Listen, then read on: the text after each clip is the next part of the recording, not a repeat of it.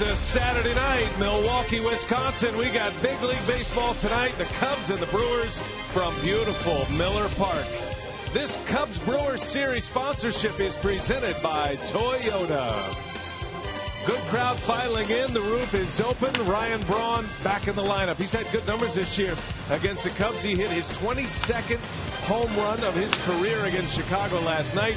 Anthony Rizzo and the Cubs are right there in the race. Right now they are on the outside looking in, but just a game back of the San Francisco Giants in that second wild card spot. Hi, everybody. Alongside Bill Schroeder, I'm Brian Anderson. Sophia Minard, our reporter tonight. And the Cubs have come in here, and they've won the first two games of this series. And Anthony Rizzo has hit home runs in each of those first two games and now has homered in 3 consecutive games. Looks like a star is born in Chicago. And no doubt. I mean, here's a guy that bounced around in the minor leagues, came to Chicago and found a home back-to-back years as an all-star and a home run derby participant this year. When you look at the way he sets up, it's interesting because he's right on top of the plate, daring you to come inside.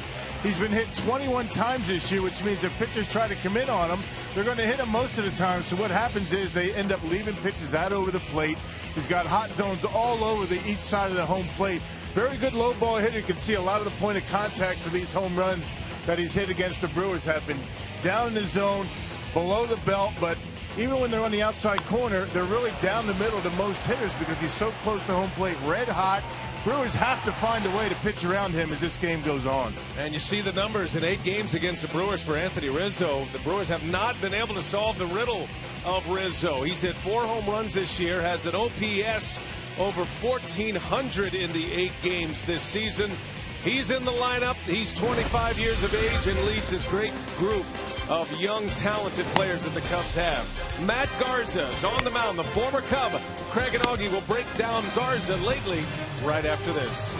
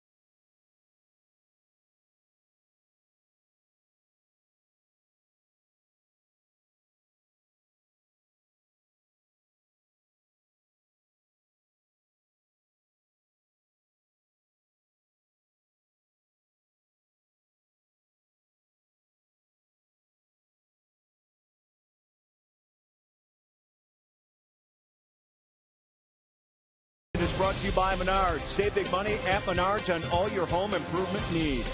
by Toyota. See where Toyota takes you. Test drive one at your Toyota dealer. Toyota, let's go places. And by Miller Lite, the original light Pilsner. Cheers, it's Miller time.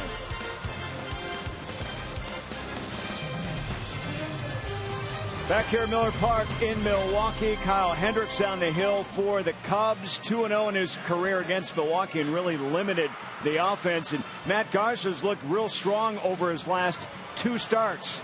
Wants a win here tonight, though, against his old team. Craig Kashan, Jerry Augustine back on board with you. Closer to first pitch. We're just a couple of minutes away, but Matt Garza wants a win against his old club, Augie. And I'll tell you what, you go back to the May 10th game.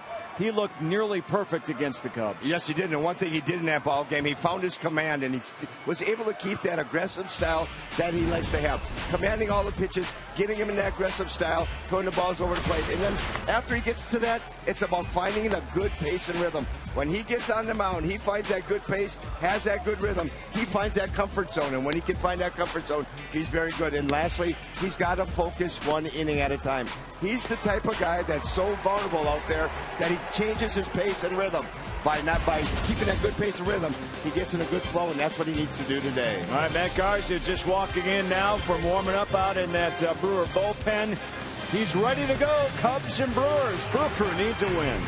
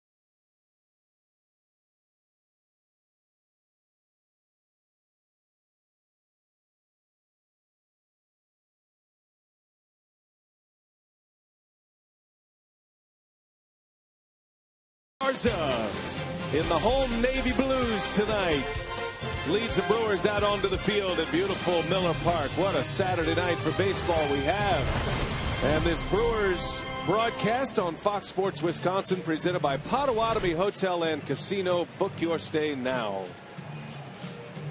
Brewers trying to win one for the first time against the Cubs in this series. Cubs have won the first 2 games of the set.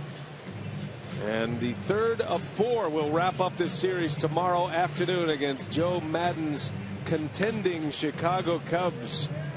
Cubs are 55-47 coming into play. They trail the Giants and the Pirates in the wild card race. Currently 10.5 games behind the St. Louis Cardinals in the division race. Here is Maddon's batting order. It is brought to you by Potawatomi. He's got Dexter Fowler, Kyle Schwarber, Chris Coughlin again at the top. Middle of the order is the same as well. Anthony Rizzo, Chris Bryant, and Jorge Soler. Starlin Castro will play short. Kyle Hendricks batting 8th and pitching. And then Addison Russell rounds out the starting 9 for the Cubs. Third straight day that Maddon's had his pitcher bat 8th.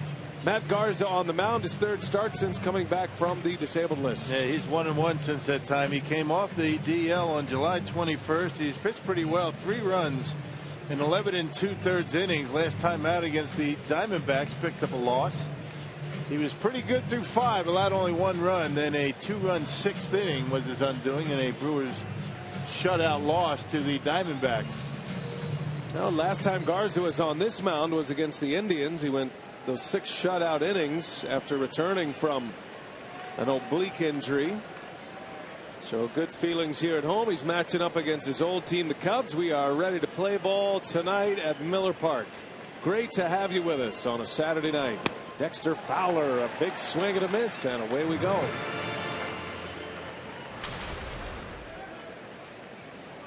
Cubs have won 3 in a row, and they have won 4 of their last 5. They won a series from the Colorado Rockies prior to this one, and they've got themselves right there in the picture. Do they have enough staying power? Made a couple of moves prior to the trade deadline yesterday. The Chicago Cubs are bolstering their pitching ranks. Fowler rolls one to Lind. He'll lead Garza to the bag for out number 1. Tommy Hunter is available in the bullpen tonight for the Cubs. They got him from the Orioles. Dan Herron will start on Wednesday for Chicago. They acquired him from the Miami Marlins. Yeah, the pitching has been pretty good throughout the season for the Chicago Cubs. They did add a couple of guys, but they really have not done anything to improve their offense. That's the thing that's been giving them some problems this year. Very young starting lineup for the Chicago Cubs. And here's one of the youngest here, Kyle Schwarber, who was in the MLB draft last season, the 4th overall pick last year out of Indiana University. He's from Bloomington as well, and a quick rise to the big leagues. He's had good numbers in his 21 games in the major leagues. 3 home runs, 12 runs batted in. This 74 plate appearances thus far for Schwarber. Comes in hitting .323 at the plate. Doesn't look like a 2-hitter. Looks more like a cleanup hitter, but Joe Maddon's got Anthony Rizzo in that cleanup spot. Feels pretty good about the way the lineup is set up here. Interesting that Coughlin's been hitting 3rd. And Rizzo hitting cleanup. And then Chris Bryant. And you wonder why the Cubs didn't go out and make any moves offensively. They feel like they only need experience. They've got a lot of talented young up and coming stars. Only time will tell. And having that many rookies for them in your starting lineup, very unusual for a team that's looking to get to the postseason. Well, we'll see if they're able to do it. 3 balls and a strike on Schwarber. And he lost him. Garza walks the Cubs catcher. And let's check the Brewers defense courtesy of Menards. Yeah, a couple of changes from last night. You got Hernan Perez at third base. It was Elian Herrera last night. And Martin Maldonado gets a start. A rare start for Martin. Lucroy gets this one off tonight. Marvin Hudson will call the balls and strikes. Pat Hoberg, David Rackley, and Hunter Wendelstedt. Hunter Wendelstedt is the crew chief over at third base. So a man on with 1 out. Here is Chris Coughlin. Good numbers against Matt Garza in his career. Coughlin is 5 for 12 against Garza. Comes in batting .248. He's got some power. He's hit 11 homers this year. Only 24 runs driven in. He's not your prototypical 3-hitter as far as the gaudy numbers. Does get on base at a good click. Just shy of .340 with an on base percentage. And Brewers have handled him pretty well so far in the series. Only 1 hit, and that was a double last night. Always very important to keep hitters off base in front of Anthony Rizzo. You have to be able to pitch around that guy for sure, the way he's been swinging the bat. Rizzo's the headliner in this Cubs batting order, and that's a pretty nice spot to hit in front of Rizzo as Coghlan fouls it back. You figure you're going to see a lot of strikes knowing Rizzo is on deck, and pitchers not wanting to walk the batter in front of a dangerous hitter like Anthony Rizzo. It's going to be interesting. Matt Garza, in his 2 starts since coming off the DL, has really done a pretty good job of using the fastball inside to both righties and lefties. It's been a very good pitch for him to go along with the slider and occasional curveball.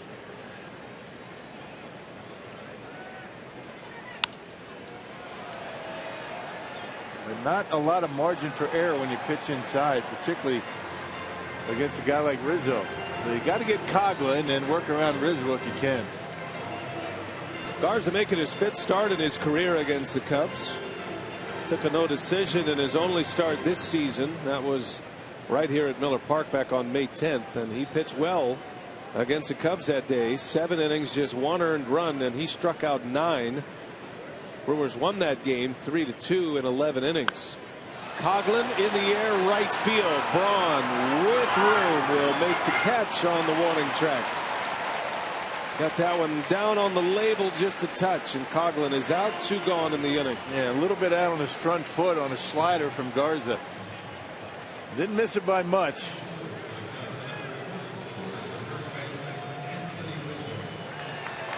And here is Rizzo. He's done a lot of damage to the Brewers this season in 8 games, has 4 home runs.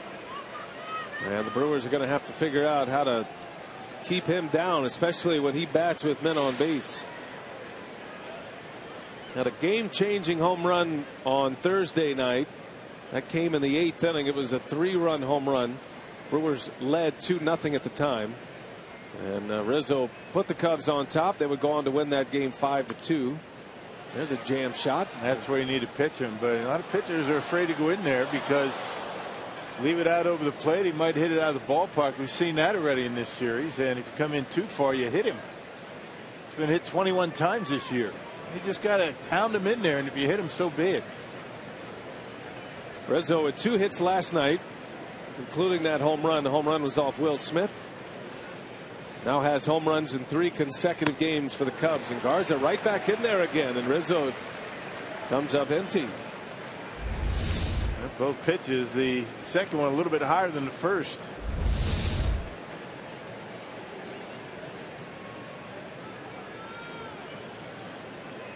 Two outs, runner at first. A 1-out walk to Schwarber. And Garza's got Rizzo 0-2. Ground ball. Shift was on. Jeanette's over. Throw to first. Not in time.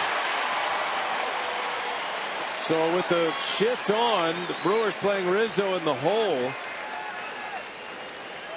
It goes as an infield hit for Anthony Rizzo. And that's the other part of his game. He runs pretty well. He'll steal a base. For whatever reason, the Brewers elected to go away from him that time. And Scooter just not able to get enough on the throw to get Rizzo at first.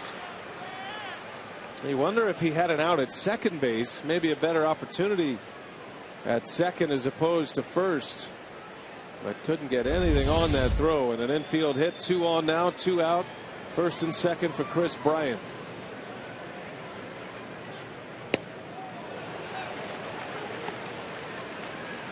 Bryant made the All-Star team this year. He's been the Cubs' best run producer. He's also leading Chicago in walks. He's in a bit of a slump right now. He's 0 for his last 11. Had a big moment earlier in the week as a Cub, a walk-off home run against the against the Rockies, I should say. That was on Monday night. You just got to stay away from the middle part of the plate. I mean, you saw Taylor Youngman and Jimmy Nelson in back-to-back starts, able to tie him up with good 2-seam fastballs under his hands, and then he will chase the slider away. That one's hit hard to left. Davis right there in his tracks makes the play. The inning is over, and Garza strands a couple of Cubs in a scoreless start.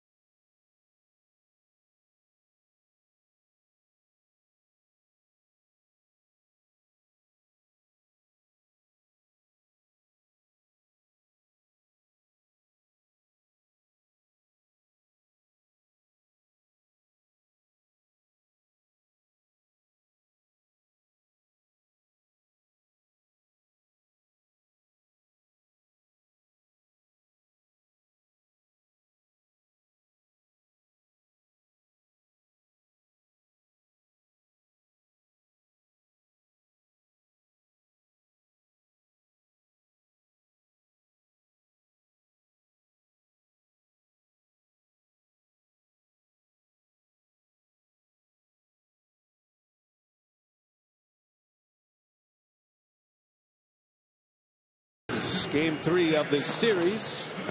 And we're headed to the bottom of the first. Cubs failed to score despite a walk and an infield hit in the first. Craig Counsell trying to get that record moving towards 500. Right now 5 games under. And Counsell's lineup here tonight. He's got Scooter Gennett back in the leadoff spot.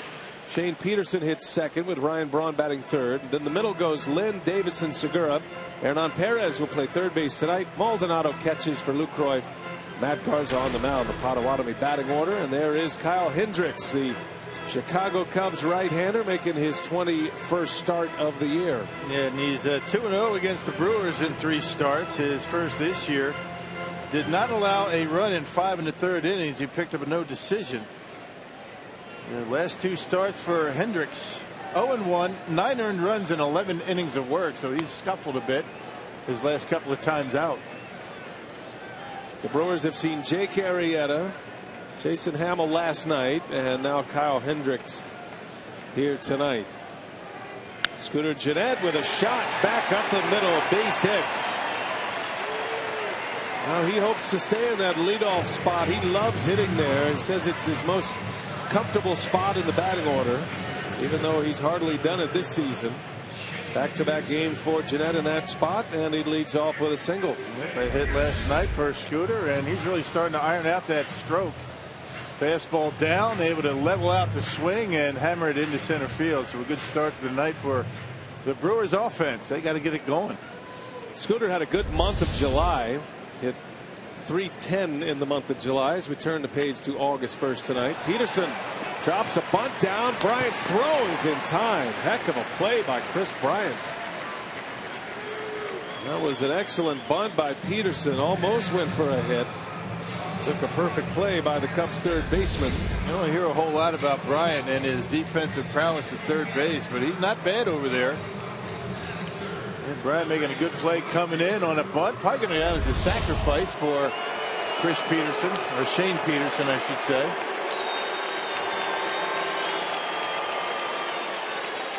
So Gennett at second base. Here is Ryan Braun. That will go as a sacrifice for Peterson. Brewers trying to put one on the board early. Braun had a first inning home run last night. It was on a 2-strike pitch from Hamill. Opposite field home run. Yesterday Braun goes 1 for 4 with that homer. Had a strikeout. Comes in batting .266, on base percentage at .335, and slugging at .486. Power numbers, RBIs in good shape for Braun, but the batting average a bit low for him, what he has been able to do historically.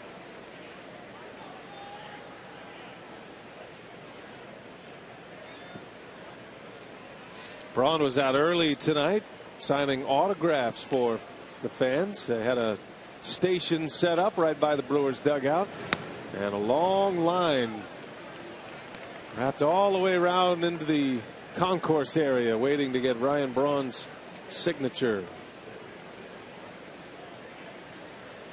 He's just going about his business pretty quietly. Put up good numbers, has 19 home runs on the season. Hit that 19th home run last night. Has always had good success against this Chicago Cubs pitching staff.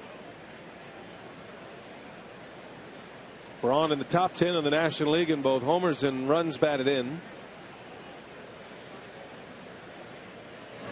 And the 2-1 misses, down and away. Well, last night, first inning, 2 outs, nobody on. Powerball home run number 19 for Braun. He got a 3-2 pitch, and he ripped it into the Cubs bullpen in right center. Yeah, right down the middle, didn't try and pull it. And knocked it out of here into that Cubs pen. That's when he's at his best, when he's driving the ball to the opposite field. 3-1 pitch, and Braun fouls it away. Like to have that one back. Yeah, Hendricks not a hard thrower. I mean, he gets it about 93 from time to time, but a lot of movement. He's got a changeup that he will cut and sink. And he can dictate which way it's going to break. He's got a slider to go with it. That changeup, one of the best. And he's got a good one, and he's not afraid to use it. He's had some good games against the Brewers.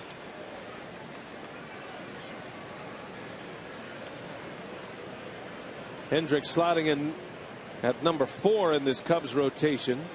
Had a great year last year. That was his rookie season. 7-2 record with a 2.46 ERA, and he was outstanding after the All-Star break. That's where most of his starts came. Had an ERA in the low 2s post All-Star break last season. That's a called strike 3. Braun is rung up. Hendricks has great command, and he thread the needle right there. And his first strikeout of the game.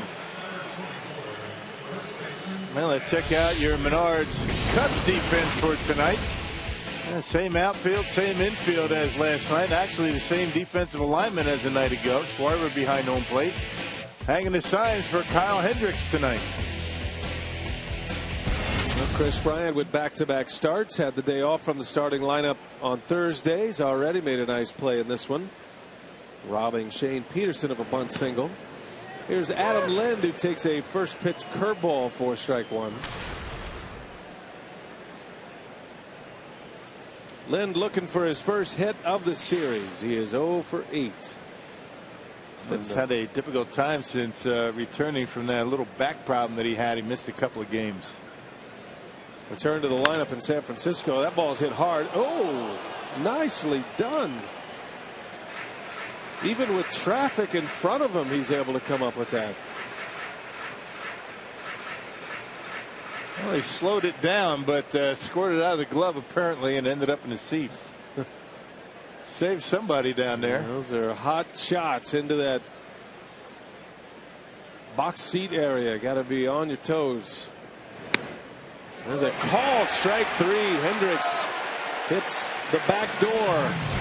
And Lind is out. Inning is over.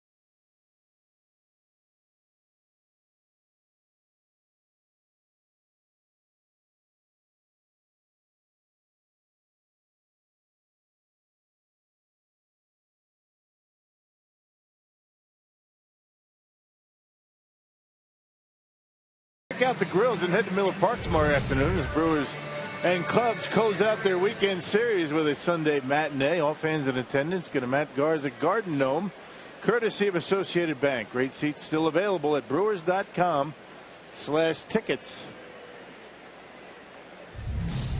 Should be a lot of fun tomorrow. Are we going with the Garza Gnome or the Arza Gnome? It's a good one. I like the Arza Gnome. G silent, or the G is you pronounce it one of the two. You can't go both ways with it. It's a good looking gnome. And he disappears. And that's a really good way of presenting the Garza Gnome. A lot of players were having some fun with the Garza Gnome earlier today. Sophia was out. It's got the cape. It's not really a bobblehead. It's got all the features of a bobblehead minus the bobbling. Put it right there for good luck. Soler takes a strike. 1 ball, 2 strikes on the Cubs right fielder. Another one of the great young talents. Cubs have Schwarber, Bryant, Soler, and Addison Russell. 4 rookies in the starting lineup on a regular basis now. Been some talk about Kyle Schwarber. Miguel Montero is on the disabled list with a thumb injury. He's the other catcher, the main catcher for the Cubs. He's going to start a minor league rehab assignment tomorrow. And Joe Madden was asked about Kyle Schwarber and pretty much cleared that up, that Schwarber is going to be hanging around. He can play the outfield too, so I mean, a guy that can hit a little bit. And Cubs right now carrying 3 catchers. Now Taylor Teagarden is the 3rd catcher. So they're going to let it ride with all these young players. Same with the Houston Astros. Working so far, right? Yeah, might as well keep it going. Going to have to make it into the wild card, it looks like. It's going to be tough to catch the Cardinals at this point. St. Louis is a runaway train in the Central Division at this point of the season. Cardinals right now lead the Pirates by 5.5. They're 10.5 up on the Cubs. Pittsburgh hanging right in there even after the Brewers swept them here at Miller Park. You know, the Pirates are the 2nd National League team to 60 wins. Soler right off the handle sends it foul and out of play. That'll keep the count at 3-2. There are 2 teams with 60 wins in the National League, both in the Central Division. Cardinals, Pirates. Cardinals have won 66 games. Pirates are 60-42. And only the Dodgers and the Giants have a better record than the Cubs. That's how good the Central has been. Brewers are trying to fight their way out of the cellar. They were close. They were moving up on the Reds, but they have struggled here lately. Losing back-to-back series in San Francisco and Arizona. Dropped 3 out of 4 against the Diamondbacks. And they've lost the first 2 games here against the Cubs.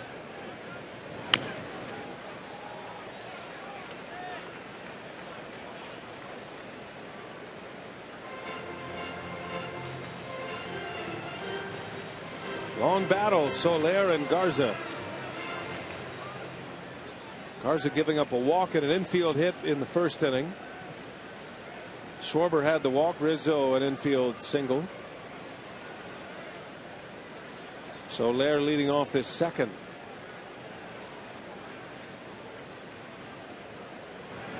And it got him. Garza strikes him out. He went with a breaking ball that time. And Soler is Garza's first strikeout victim. Yeah, put in a good spot down in the way. Soler hanging in there in this at bat. Able to foul off some fastballs. Finally, Garza gives him a good breaking pitch.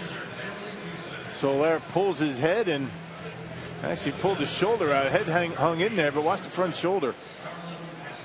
It's gone, and you can't reach the outside corner when you do that.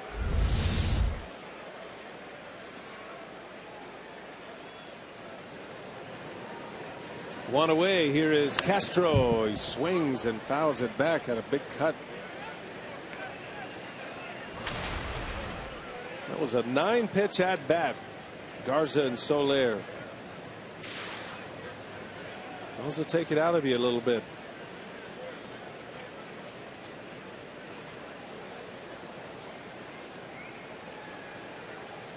Former teammates with the Cubs, Castro and Garza. Man, those long at bats, those long pitch at bats for pitchers don't seem to wear you down as much when you get the out. You know, when they end up with base hits, those are the ones that are deflating. Especially when a hitter's up there fouling off some pretty good pitches on you.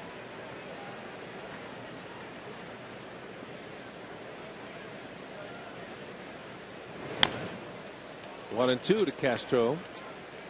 Makeup of the starting rotation has changed a little bit. Brewers trading away Mike Fiers to the Houston Astros. So they were operating in a 6-man rotation briefly. Once Garza returned to the active roster, and I'm sure council figured there'd be at least one starter traded, and Fires was the one who was out the door. He and Gomez going to the Houston Astros. I believe they got Fires scheduled to pitch tomorrow, the Astros. Houston is hosting Arizona. I could be wrong about that. That might be next week.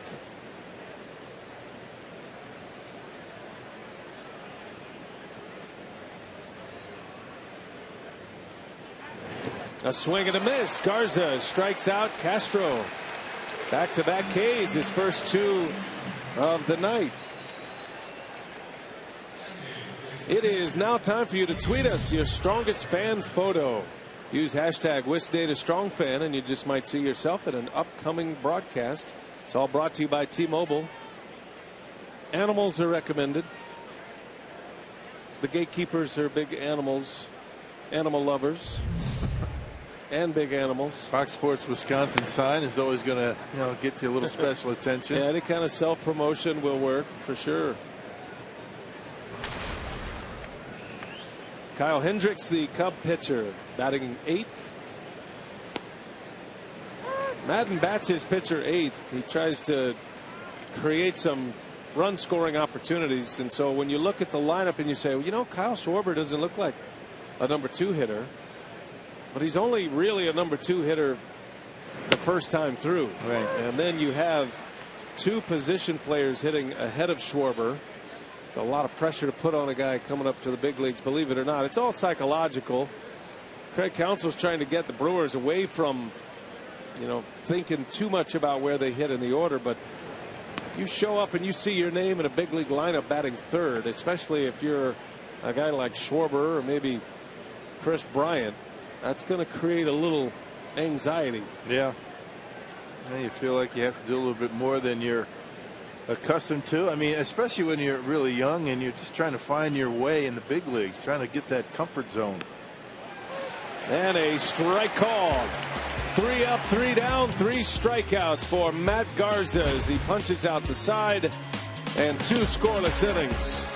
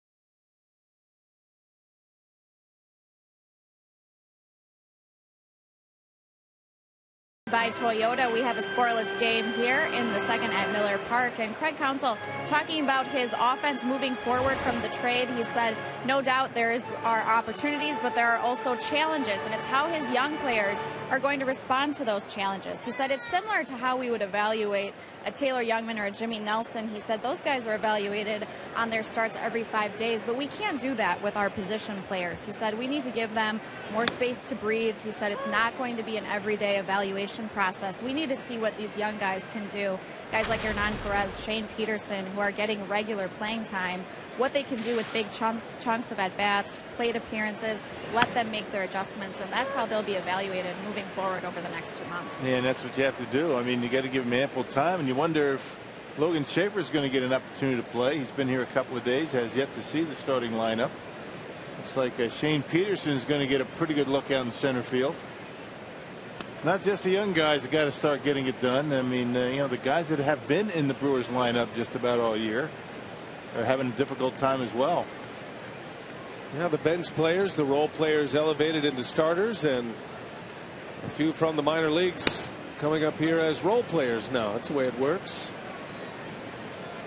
Chris Davis starting us off here in the bottom of the second. Garza strikes out the side in the top of this frame.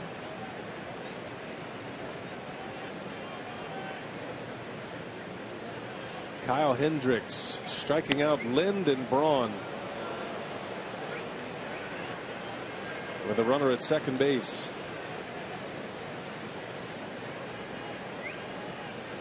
He is a control specialist and will throw all of his pitches for strikes. He's only 25 years of age as well. Misses down and away, so a rare walk allowed. Davis, who's been taking his walks quite a bit here lately, he's going to get a lot of playing time now, so trying to improve that on-base percentage. There he goes to first and a lead man on. Yeah, this is a guy that doesn't walk too many. The Cubs pitching staff doesn't walk many as a group. 23 walks for Hendricks in 20 starts before tonight, and 97 strikeouts. So a guy that normally puts a ball in play and requires good solid defense behind him, which really hasn't been the case for the Cubs in the infield, particularly on the left side. Bryant with 14 errors. And Starlin Castro with 17 errors. Yeah, too many over there. The Cubs really only have one defender that is above average, and that is their second baseman, Addison Russell. Everybody else is either average or below average. Book's probably still out on Soler in right field. He's got a great throwing arm, but somewhat not very accurate at times. Bryant's got 12 errors, not 14. Still not very good.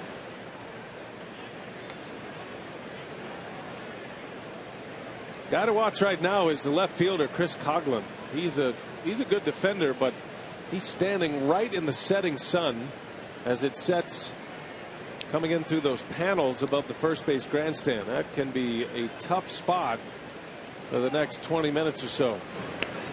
Segura able to lay off, and the count to a ball and 2 strikes.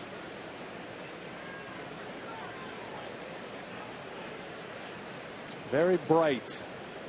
I remember we were on the field for the unveiling of the C-League experience. They had a nice presentation and a dinner, as Davis is now picked off in a rundown, and he's out.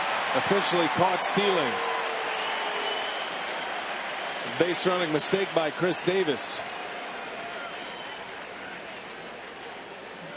I'm not sure where he's going. I mean, Davis not a base stealer. Looked like he was just trying to get a secondary lead, and completely full. Pretty quick move, a spin move by Hendricks, and Cubs able to get him on the 1-3 to 6-3 put out. And here's a 1-2 to Segura, back up the middle. Castro's got it, throw to first in time. Just got a nice play by Starlin Castro. Castro raging up the middle. He's got a terrific throwing arm, and he takes a little bit too much time to get rid of it, because Segura gets down that line very quickly and beats it by quarter step. Got his man, but not by much. So just like that, 2 outs in the inning on a throw over and a strike to Segura. Here is Perez. Hernan getting to start at third base here tonight.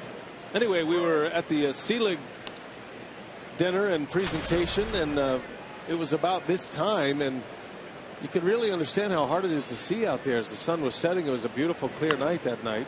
There's a bunt. Hendricks backhands it and throws him out. 2 in the inning. I agree. It was tough to see. Didn't come into play. That was a grind, wasn't it?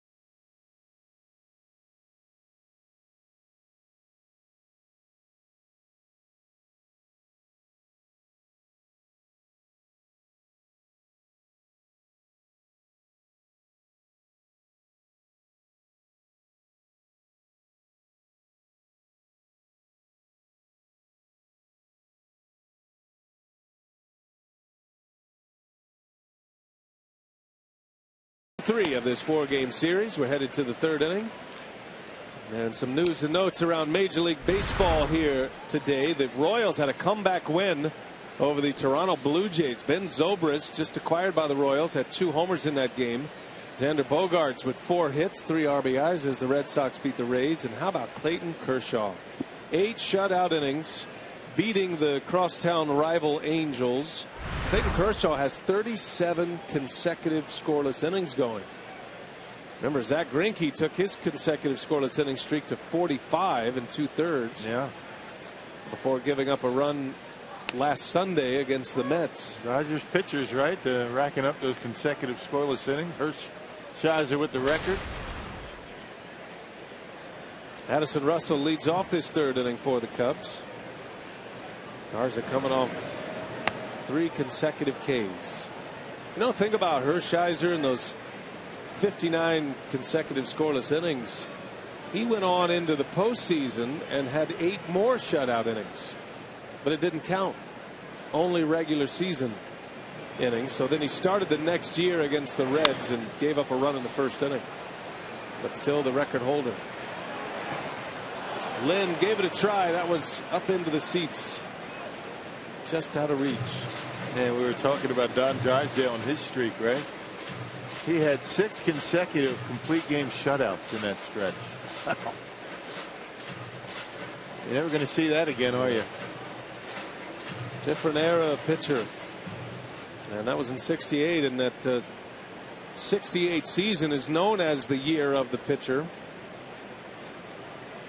Denny McLain had a 30-win season in the American League that year. Bob Gibson led the league in ERA with a 1.12 earned run average. Russell, a high fly ball to right. Braun is there for out number 1. Yep, and they lowered the mound the next year. Yeah. Went from 13 inches to 10. Thank you very much. And it's been that way ever since. Top of the order here is Dexter Fowler.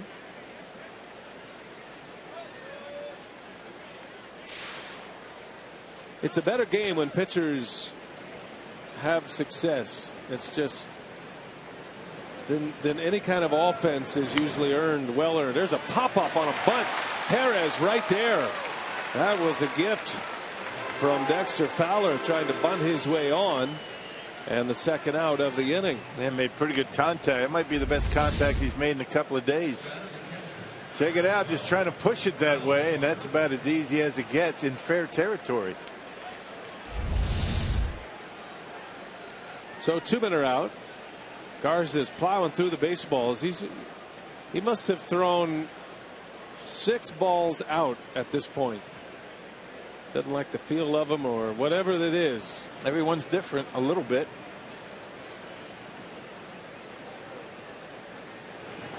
So now what happens to that ball that he just threw to the ball boy? It goes in the bag and he gets it next inning probably, and he probably uses it. Okay. Schwarber with 2 outs. Walked his last time up. Maybe Hendricks will like it.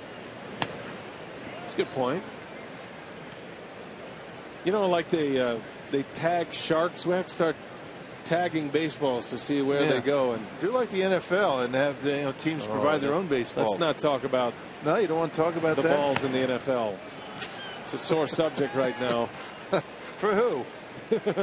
For all Patriots fans. Okay. Tom Brady with a 4-game suspension. Can't inflate the baseballs, but it is interesting that the baseballs are, they can be a little bit different. Rub them up differently. The baseballs that end up on the field in game action, that's not how they come out of the box. The box of baseballs they are bright white. They call them pearls. Pearls. I got a couple up here.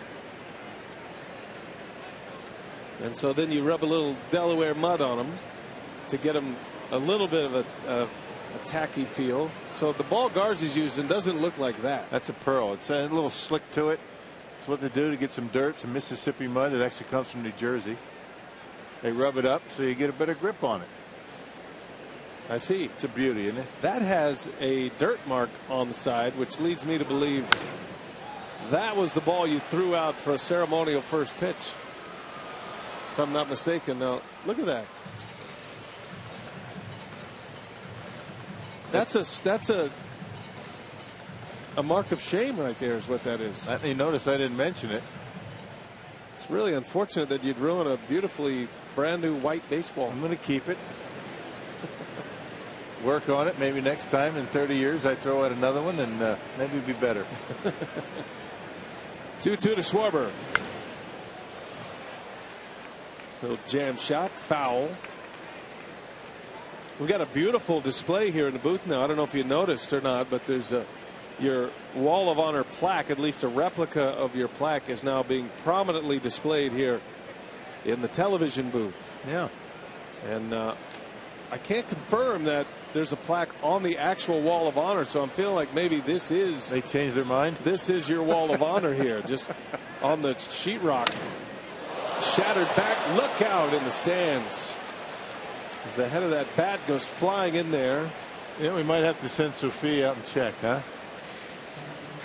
Maybe we can do the big money moment out there tonight. Mm-hmm. Well, are we really calling that the big money moment if we're going out to the Wall of Honor? Loose change moment. I think it's still out there. I really do. Well, maybe the Wall of Honor is right here in the press box. Who knows? Hope that lady's all right. They're checking on her. They look like the head of the bat may have hit her in the knee.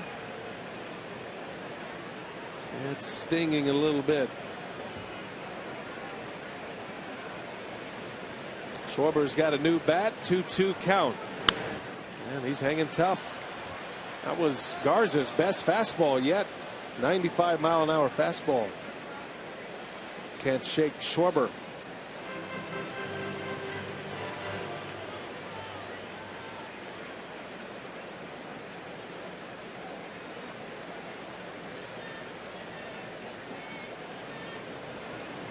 Two.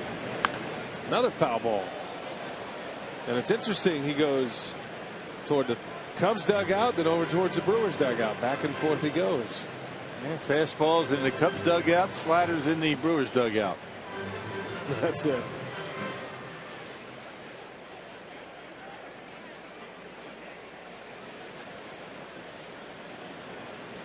A lot of fastballs in there on Schwarber. 10th pitch of the at-bat coming.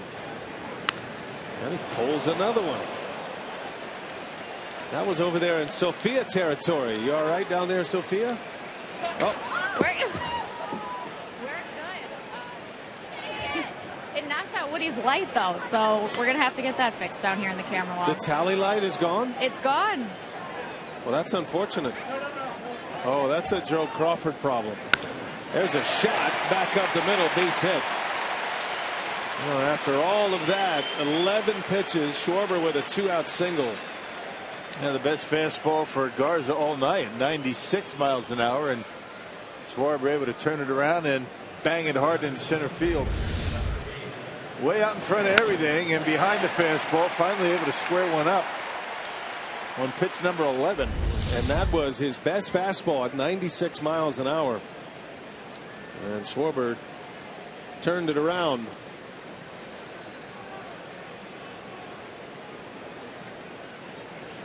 So a 2-out base runner. Here's Chris Coghlan now.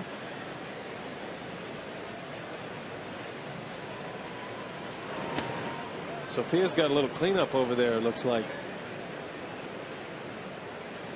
Imagine if that glass dome wasn't there. That would be shattered. Woody will get that fixed up, no problem. Woody's going to be blamed for breaking it.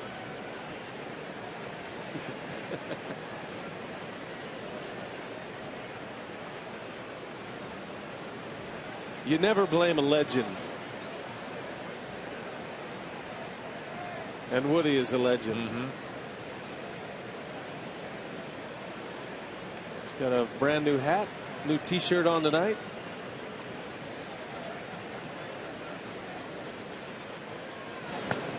All those great images you've always seen at Miller Park in the first base dugout. All those great images of pitchers and players after home runs, and the range of emotion, most of them coming from that camera right down there in the well, operated by Keith Wood. 2-0 to Coghlan, and that misses high. 3 balls, no strikes.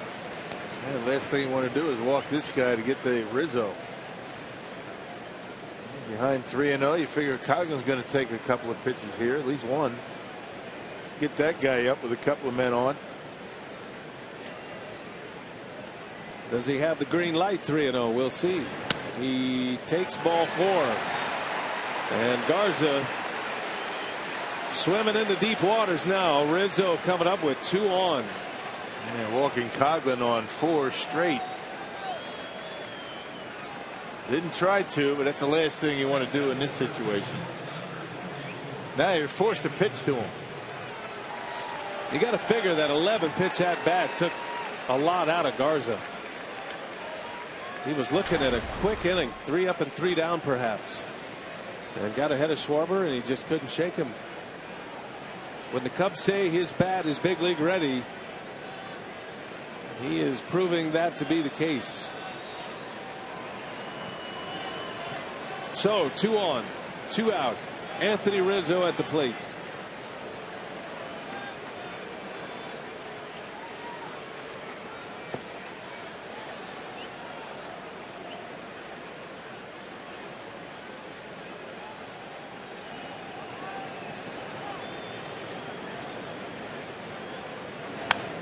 Hits that one deep to right. Watching it go. That is a fair ball and a home run. 3-run home run, Anthony Rizzo, and he does it to the Brewers again. 4th consecutive game with a homer. And his second 3-run homer of this series.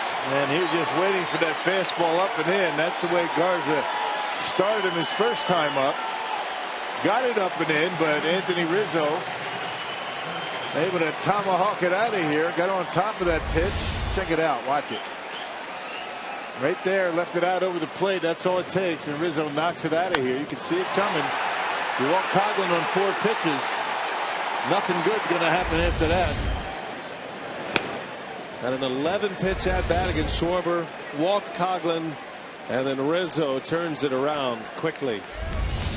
And he's in one of those zones right now where he is almost impossible to pitch to. He's got 2 more hits tonight. Well, then don't. Don't. I mean, it's a one-man wrecking crew in this series so far. And the thing about the way he stands up there at the plate, you know, pitchers are not willing to come too far inside and hit him. But he doesn't mind. I mean, he expects it because he stands right on top of home plate. He's been hit 21 times. I'm not saying hit him. I'm just saying make sure you get it in there. And if you hit him, so what? Well, you leave it out over the plate. That's what happens. It's been happening the entire series. Rizzo now at 20 homers, 60 runs batted in. He is now tied with Chris Bryant for the club lead in RBIs. Is their club leader in homers. Have a chat with Eric Hensky, assistant hitting coach, and John Lester. I always want to go stand by the hitting coach after you hit a home run like that. That hit him. Bryant hit by a pitch on a 2-strike offering. And it's all falling apart here for Matt Garza. Boy, all of this with 2 outs. 2 hits, a walk, and now a hit batter. Got the fly ball to right. You know, Fowler was out on a pop-up on a bunt attempt, and then things started to spiral out of control for Garza after that. You mentioned that 11-pitch at bat to Schwarber. He got a base hit. And the walk to Coghlan, and then Rizzo on the first pitch.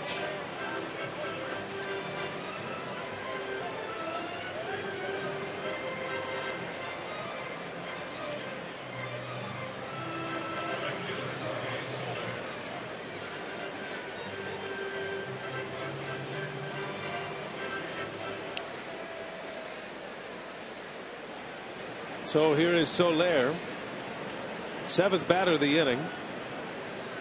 4 consecutive have reached against Garza, who has given up some big innings this year. He's throwing hard tonight too. He's hitting 96 with the fastball. It just goes to show you when it's not in the right spot, these big league hitters do damage.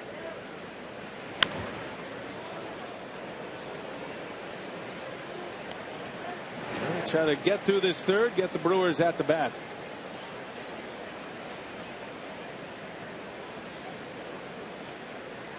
Outside of Rizzo, the Cubs have been pretty quiet in the series. Yeah. Yeah, they have. It's kind of been the way it's going all season for them. A couple of guys doing most of the damage. Little half swing roller. He got some time here. Barehanded by Perez and a good play. 5-3 ground out ends the inning. Good play and on Perez, but Anthony Rizzo with a 3-run home run. Cubs lead.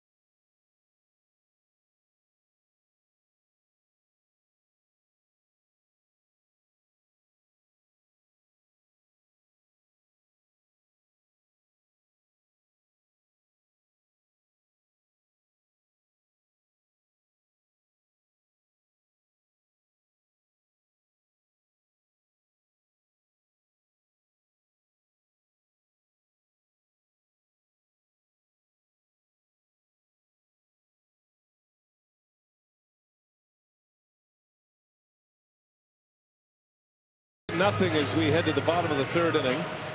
Hey, don't forget tonight, be sure to catch Fox Sports live on Fox Sports 1.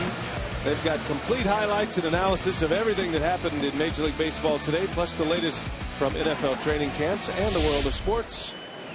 Fox Sports Live is tonight, Fox Sports 1, and it streams live always on Fox Sports Go. Hendricks now with a lead. Gets ahead of Martin Maldonado to start this third inning. Maldonado, Garza, then Scooter Gennett. 8, 9, and 1 coming up.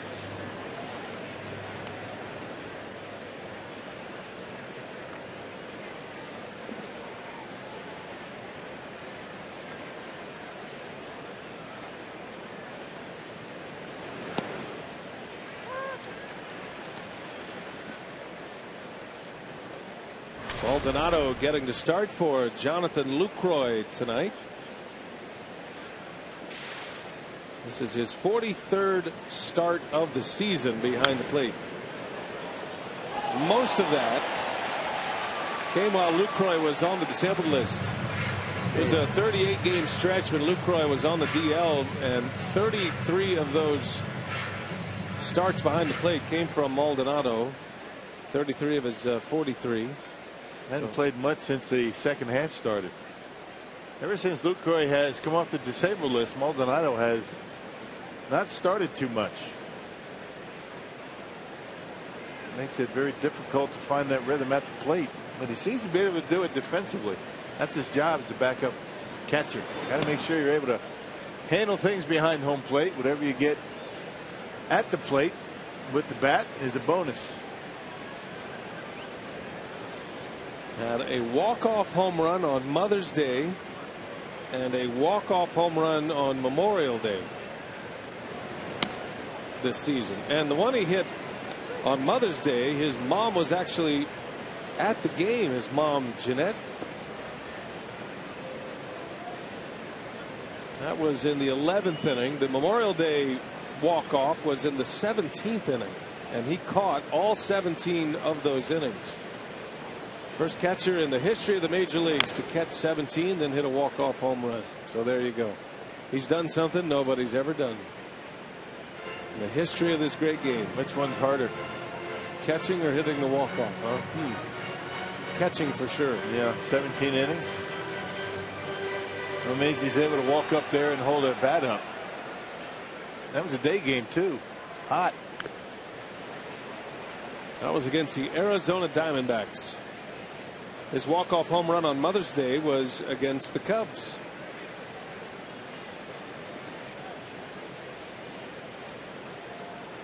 It was in a Matt Garza pitched ball game.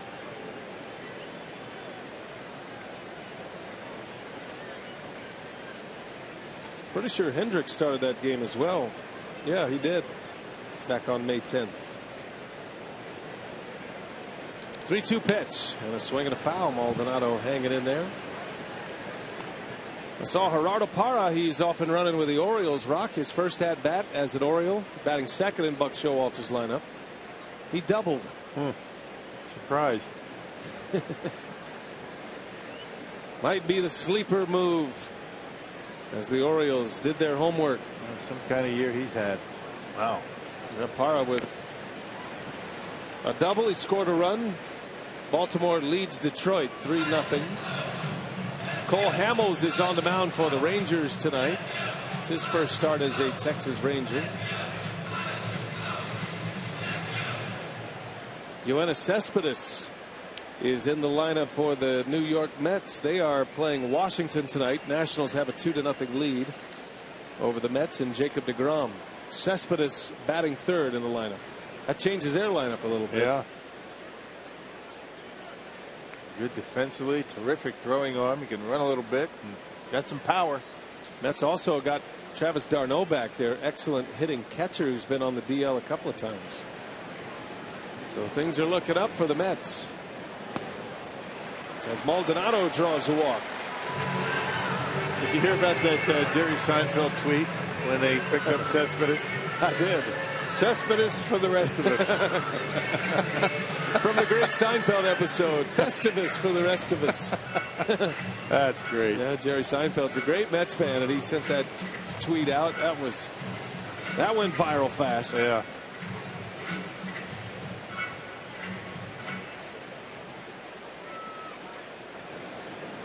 A man on for Garza, gives him a chance to bunt a runner.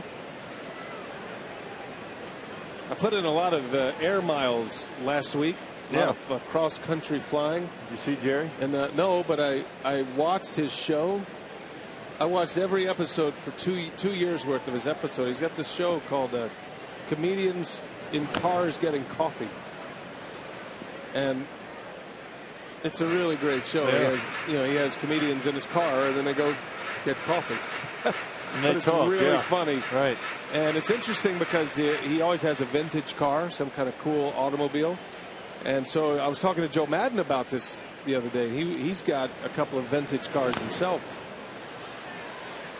And Joe was saying, I gotta get my new van, my new Shaggy van, on Jerry Seinfeld's show. I said, well, you should be a guest. He goes, well, I'm not a comedian. I said, yeah, but you'd be a perfect guest. So Joe Madden has this new tricked up van, like like a Scooby-Doo van. Right. It's all from the 60s. I think he said it was the 66 Volkswagen van. As Garza cannot get the bunt down and strikes out.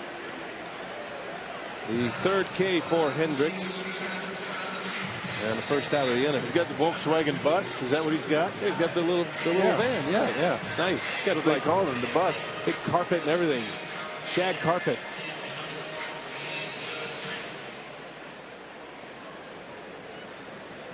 I mean, as far as a big league manager goes, he's as close to a comedian as there is in baseball. Yeah. And he's not afraid to lighten it up a little bit. He did a press conference last week. Cubs press kind of, all over. Cubs were losing a little bit, so he walked into his press conference with the media with a catcher's mask on.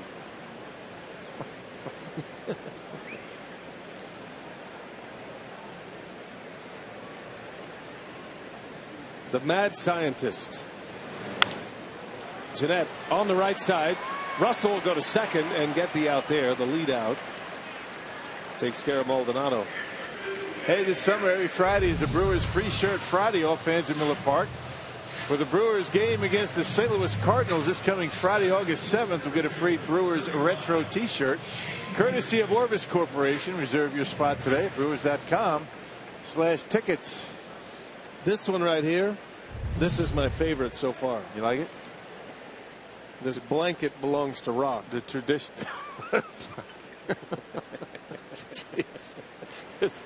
You like the traditional M, huh? I do. I like that. I like a little, changing up a little bit. But very nice. For some reason, it reminds me of Hank Aaron. Yeah. And maybe it kind of reminds me a little bit of Don Money. Just maybe the logo. I don't know. A blanket, huh? That's a big shirt. Can't afford to give away too many of those. As opposed to yours, like a handkerchief. It's a pocket square. Yeah, it's okay. Good, stylish. Stick it in the pocket. Shane Peterson out to Russell, and that will retire the side. Brewers get a leadoff walk. Hendricks with 3 shutout innings and a shutdown inning after the Cubs got him 3.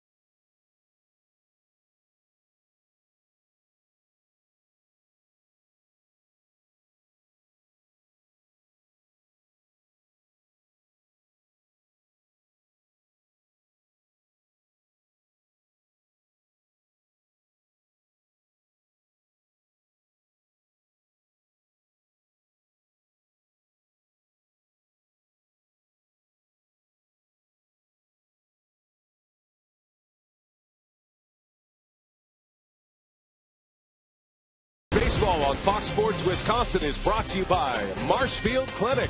Don't just live, shine.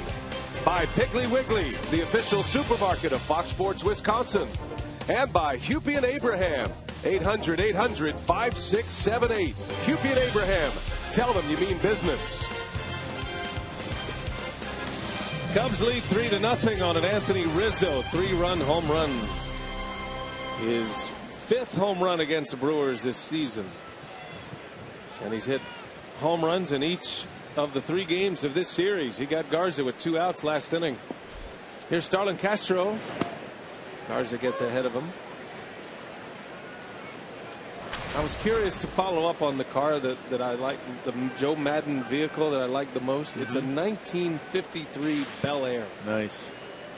Remember, we saw it last year in Tampa Bay, or in St. Pete, when the Brewers played the Rays. A pop-up into right. Braun is there for out number 1. Are you big into the cars? I know you have this beautiful Dodge Ram pickup truck. Have you always been like a car guy? No, I don't collect cars. I mean, you know, it's for the big money folks, you know, like yourself. Okay. All right. But I like admiring them. I mean, you know, they have the fairs around town where they have the vintage cars. I like seeing them. Classics. I love the big steel bumpers. Yeah. The fins. The big car. Yeah.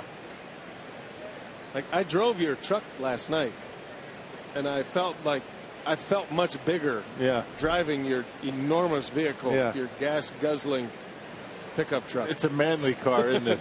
I think I slightly tweaked a hamstring getting into it.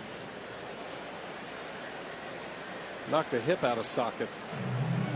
It's fun to drive, though. It's kind of like there is a step stool in the back. You see it? Well, I'm going to need that. Almost ripped my britches. It's a long way. Got the job done, though, didn't it? Oh, man, sure did. Love that thing. Kyle Hendricks a swing and a miss. 1-2 the count.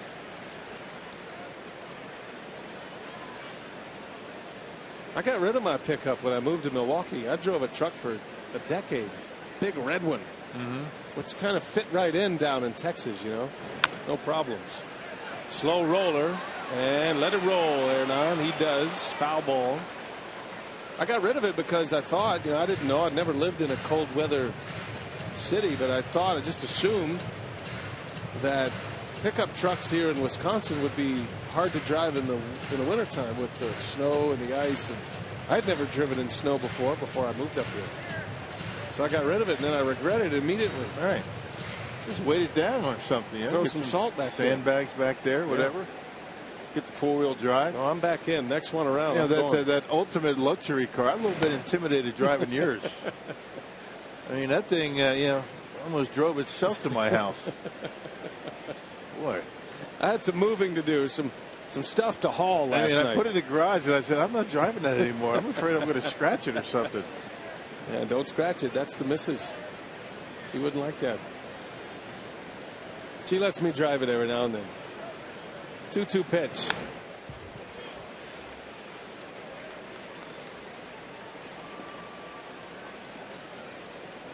I was slightly disappointed, though, getting into your manly man vehicle, and then I noticed that there was a button that allowed the steering wheel to be warmed. There was a steering wheel warmer button in the truck. Did you hit the button for cooling the seat off? Oh, I think it was already on. That's one of my favorite features, by the way. I thought I was having an unknown accident at first because it was a strange sensation. I mean, it's not like you're out there on the back 40 hauling hay. This is very much a luxury. Absolutely. Yep. Has all the looks. All the creature comforts of, those fancy schmancy cars that you drive. I'm all in, man. Yeah. Did the job. Nothing like it. Just hauling stuff all around, even stuff I didn't need to haul. People get out of your way, too, in that thing. At least they do for me. 2-2 pitch. And it's high for a ball. Now Garza's worked the pitcher, Hendricks, into a 3-2 count. Just not quite right tonight, Garza. Had a 3-up, 3-down second with 3 strikeouts, and you thought maybe he was going to lock it in. He got the first 2 outs of the 3rd inning, retiring 6 straight, and then ran into big trouble after that. Had an 11-pitch at bat against Kyle Schwarber, which resulted in a single. And could throw nothing but strikes in that at bat, and then he walks Chris Coggin on 4 pitches. And then Rizzo was camping down for a high inside fastball, and he got one, and he launched it into the 2nd level for a 3-run homer. There's a called strike 3. Down goes Hendricks. 4th strikeout for Garza. 2nd time he's gotten his mound opponent. Speaking of cars, how about our carsoup.com trivia? So the Brewers traded Kevin Bass, Frank DiPino, and Mike Madden to Houston for which player? Good trivia there. I know that one. Kevin Bass ended up in that group, the Killer Bees, they called them, with BGO. That was kind of when BGO was coming onto the scene. Bagwell. BGO just inducted into the Hall of Fame in Cooperstown. And Bell. That's right. Derek Bell. Derek Bell. If you're wondering, Carlos Gomez, now a Houston Astro. He is 0 for 7 to start his Astros career. Had a bit of a misplay in the outfield last night that opened up a rally for the Angels. They came back and won that game, coming back from 4-1 down. I beg your pardon, the Diamondbacks, not the Angels. Diamondbacks and the Astros are tied at 2 in the 4th now. And by the way, Mike Fiers will start Tuesday for Houston, not tomorrow. Fly ball left center, hanging up there for Peterson for the 3rd out to end the inning for Garza. 3 up and 3 down. Good bounce back for him.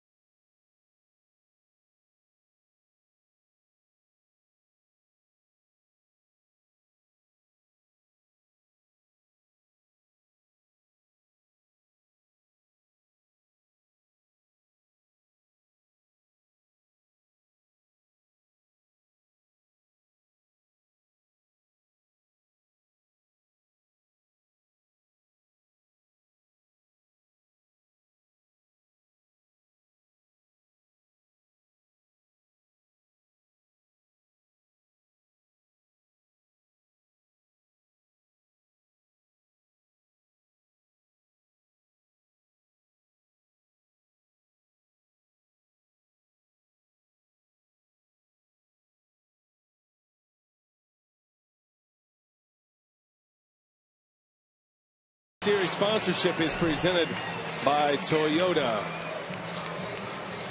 See legendary Lambeau Field like you've never seen it before from over the edge on Saturday, August 15th. Get pumped up to rappel down the side of Lambeau Field for the ultimate fan experience while raising money for Special Olympics Wisconsin. Sign up today. Limited spots available. And for more information, go to foxsportswisconsin.com/events.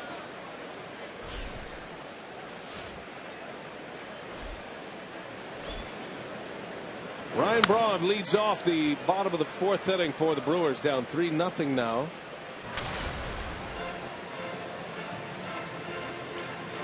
Ryan struck out his first time up. Hendricks had a runner at second base and 1 out, and Braun and Lynn coming up, and he struck them both out. Yeah, both looking.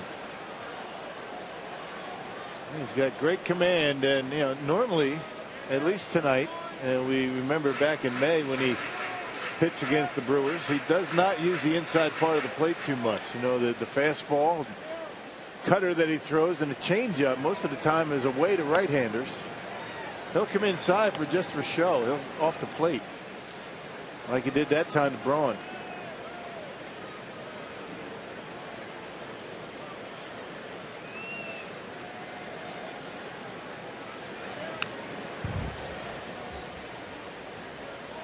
Yeah, Braun's frustrated. You could tell he's fouled off a couple of pitches that are in his wheelhouse. Just that little bit of movement going away from him when the ball gets to the hitting zone. That's all it takes for Hendricks. That was right down the middle. 1-2 the count, and it hit him. Hendricks coming up and in, and Braun is hit by a pitch. Yep, able to get out of the way, hit him in the back. You see Joe Madden not too happy about that. A leadoff base runner for the Brewers. Brewers have been able to get their leadoff hitter on in each of the first 4 innings, but haven't been able to score. That was a breaking pitch that got away from him. Yeah, got him on the, looked like the tricep or shoulder of the left arm. So Chris Bryant has been hit by a pitch. Now Braun hit with a 2-strike pitch. Bryant was hit with 2 strikes. Here's Adam Lind now, and he swings and fouls it back. Got a big cut. Yeah, both completely unintentional.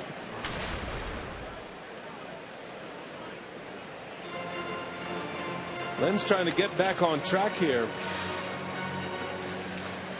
He is 0 for 9 in this series. Hitless in his last 14 at-bats.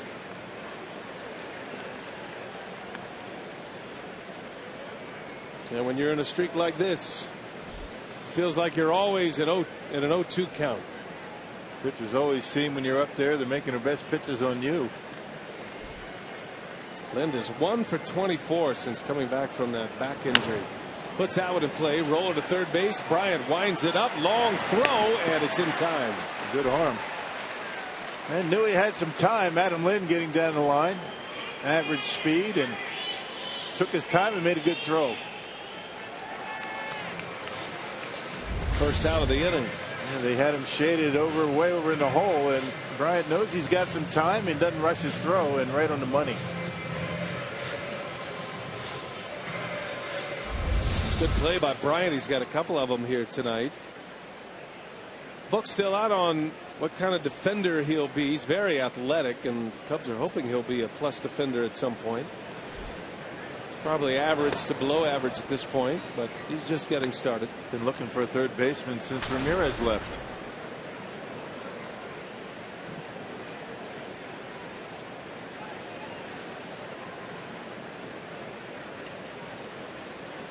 Davis with a runner at second. Brewers down 3-0.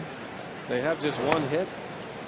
Interesting thing about this play, watch this great camera work here, but you see Bryant, he grips the ball right across the seams, which allowed him to make a perfect throw. That's what these slow motion replays, these super slow-mos are able to show you. You know, that's a big part of making a play. It's not just gloving the ball, it's how you get it in your hand, and the good ones are always able to find those seams, right? And not many can spin that baseball in a bang-bang play like that, but sometimes you grab it the right way. As long as you get one of your 2 fingers gets a little bit of the seams, you feel like you're going to get off a good throw. You get that friction, you get that good grip. If you get nothing but the leather, the white of the baseball, that's when the ball sails on you. That's when you get those sinkers to first base. Not many can spin that baseball on a play like that. When you have some time, sure, you can do that, but if he spun it in the glove or in his bare hand to do that, that's impressive. 2-2. Davis at the plate takes a ball just off the plate. Schwarber made it look good. Davis walked his last time up. His 25th walk in his 64th game. So you look at his year last year, 32 walks in 144 games. He's on a significantly better pace. And another one down and away, and he rips it into center field, a base hit. Coming in to score is Braun. Beautiful piece of hitting by Chris Davis. And the Brewers are on the board. It is 3-1 Chicago. Yeah, way back and got that cutter down and away. That was a nice pitch and a good at bat by Davis. And why not? I mean, why look inside? Every pitch to Davis and that at bat was right there, down and away. So he's looking for it. Doesn't overswing and levels it out. I mean, that's about as defensive a swing as you're going to see. But bat speed at the point of contact, able to hit it hard into center. Brewers on the board. So Braun advancing on that ground ball to third, able to score on the base hit. Second hit of the ball game for Milwaukee. Jeanette and Davis with singles as Segura waves and misses at the first offering.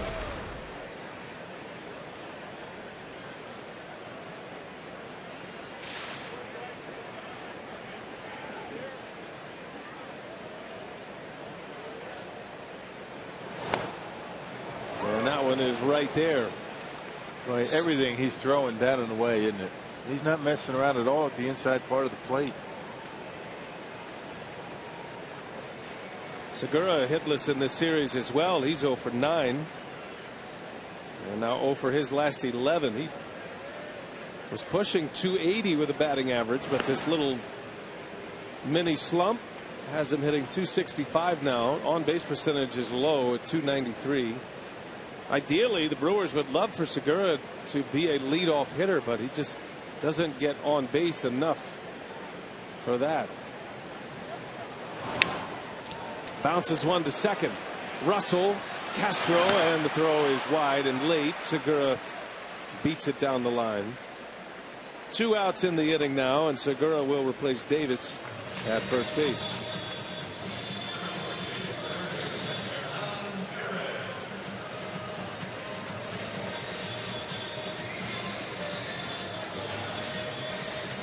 So Davis, after his RBI, put out on the bases. 2 gone in the inning for Hernan Perez. Hey, you might be sitting there thinking, if everything he's throwing is away, why don't the Brewers start looking out there? They are looking out there, but everything, not only is it away, but it's down. I mean, he's putting in his spot about, the size of a quarter right now. Segura takes off, and the tag is late. Looked like the throw was there. Segura swipes second base, but this might be one Joe Madden wants to take a look at as he alerts the umpires. He wants to let his clubhouse review team check this one. Man, not a big lead, decent jump. Pretty good throw by Schwarber. Well, he missed him. He tagged the dirt. Well, let's see what the umpires in New York say. The ball beats him. Well, that's pretty close. I mean, the tag, he did get him on the arm, but it was up high. The tag went right between the hands, and the question is the hand in there? Joe Madden's convinced that it was a good call at second. Now Russell just missed the tag there. He put it right in front of the base. Problem was Segura was coming in head first with the hand split, and he missed the tag. 16 steals for Segura. And now Perez a chance to drive in a run, takes a strike. 2 years ago, that's an easy call out at second base. But umpires now know that there's the replay. They're really taking a good look at that stuff. They're not just seeing if the ball beat a runner. They have to really focus in on where the tag is being made, and that's affecting everybody. The way replay is, the way managers go about their business, and umpires. That was a heck of a call by David Rackley. And I think, however it was called on the field, there wasn't really enough there to overturn it either way. So if it was an out call, I don't think the Brewers would challenge that either. Too hard to tell. 1-2 to Perez. Segura's got a huge lead at second. And back to the outside corner goes Hendricks, and Perez fouls it away. Outside corner and at the knees. If you can consistently throw a pitch there, which he's been able to do tonight, I mean, you can't hit it. You can't do much with it. Chris Davis did. He threw the bat out there and lined one into center. Even when you know it's coming, it's hard to hit.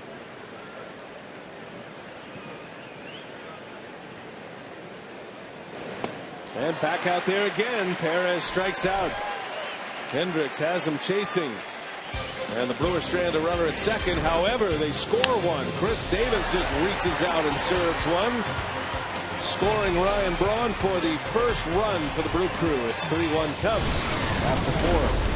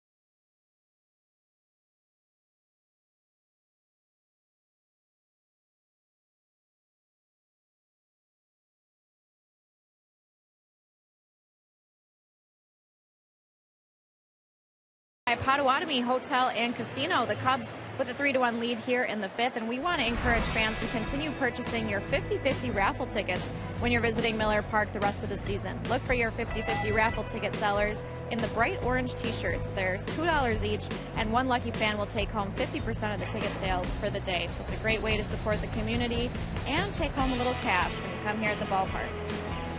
All right, Sophia, thanks. Here we go to the 5th inning. 3-1 our score. Cubs have the lead on a 3-run home run by Anthony Rizzo.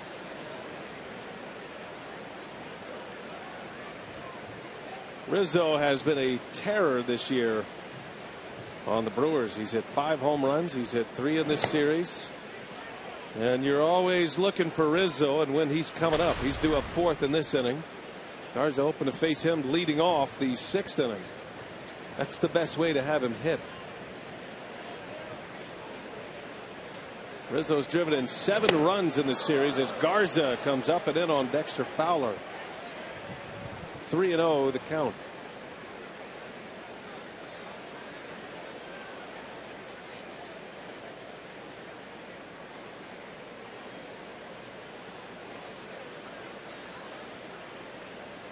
Fowler is 0 for 2. Ground out in a pop-up. And Garza walks him on 4 straight. That's the second 4-pitch walk for Garza here tonight. He's walked 3 and hit a batter to go along with 3 hits allowed. A lot of pitches in the 3rd. That was the 3-run inning for the Cubs. And the thing is, Garza had 2 outs with nobody on in that inning. Well, for pitches, relatively high pitch counts.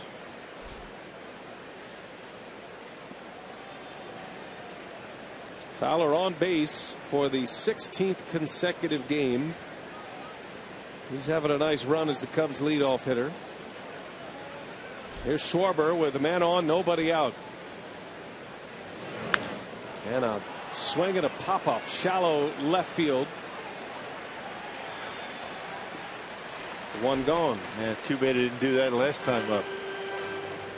That's the guy that got everything going. 11 pitches to draw or to post a single his last time up. 1 pitch to post an out this time.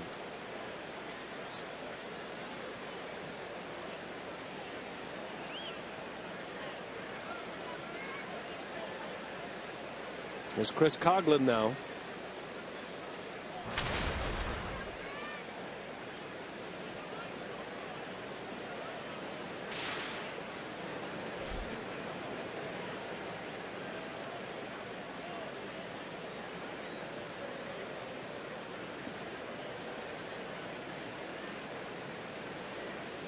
Garza matching up against his old manager.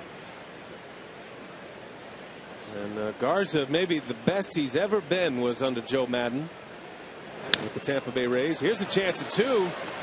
Janetu Segura rifles one to first, and Coughlin bounces into a 4-6-3 double play.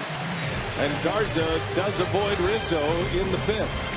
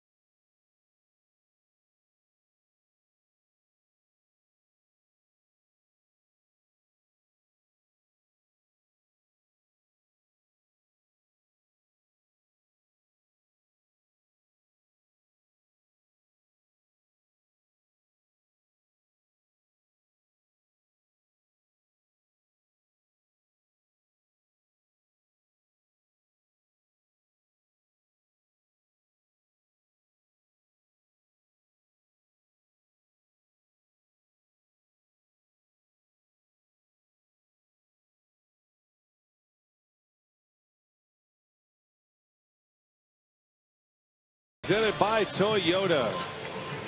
Beautiful night at Miller Park. Roof is open. Big crowd on hand to see this one. The I-94 rivals. Doesn't matter where they're at in the standings. This is always a great matchup. Brewers entered this series 4-2 against the Cubs this year. Cubs have won the first 2 in this series. Maldonado leads off 3-1 Chicago, and Hendricks missing away. He has stayed out there pretty much the entire game, and the Brewers have been chasing.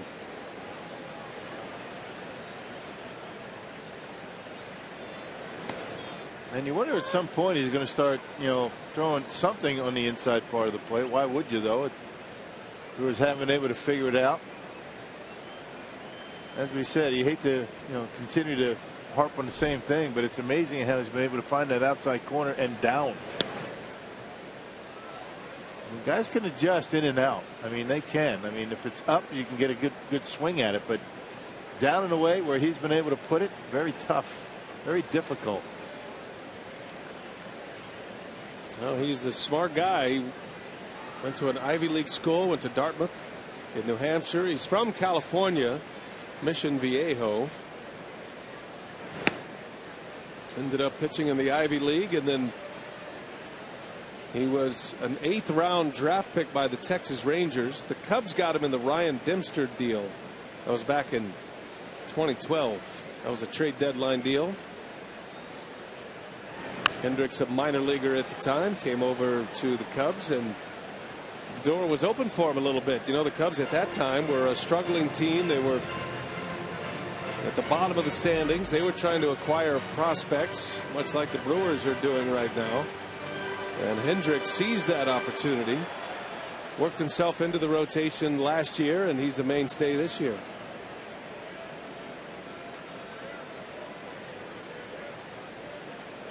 He was the Rookie of the Month in the National League last year in August. His post All-Star numbers were terrific. Maldonado on the ground to Castro. There is out number 1.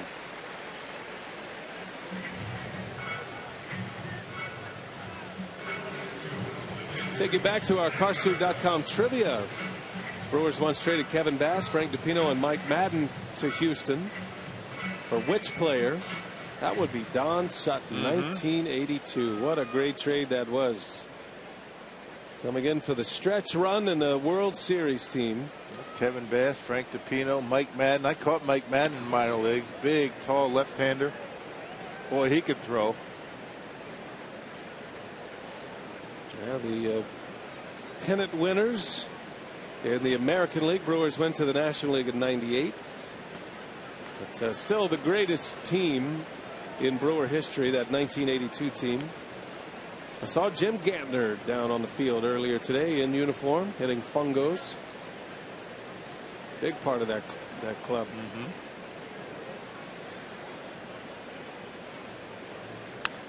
Matt Garza, line drive, but right to Rizzo. Man, he hit it hard. Been that kind of night for Garza. Hit it right on the nose, but right at Anthony Rizzo for the second out of the inning. Hey, usually you see Gorman Thomas around the ballpark on weekends, but I think he's too busy pitching his barbecue sauce.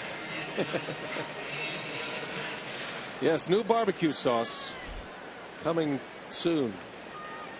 That'll be the last we mention of it until we get a taste. A couple of bottles each. Maybe a few cases. I asked him if he would send up a couple of sandwiches and with some barbecue sauce. So you don't need the meat. It's just about the sauce. So we might get it maybe a little saucer of sauce. Who knows? A little cup. A saucer of sauce. A saucer of sauce. It's a good one. In other words, he didn't want to spring for a whole sandwich for us. Yeah, it comes right out of his pocket. Jeanette in the air to left. And this is going to be an easy inning for Hendricks. 1, 2, 3. The Brewers go in order. We've got 5 in the books at Miller Park on a Saturday night. Cubs lead 3-1.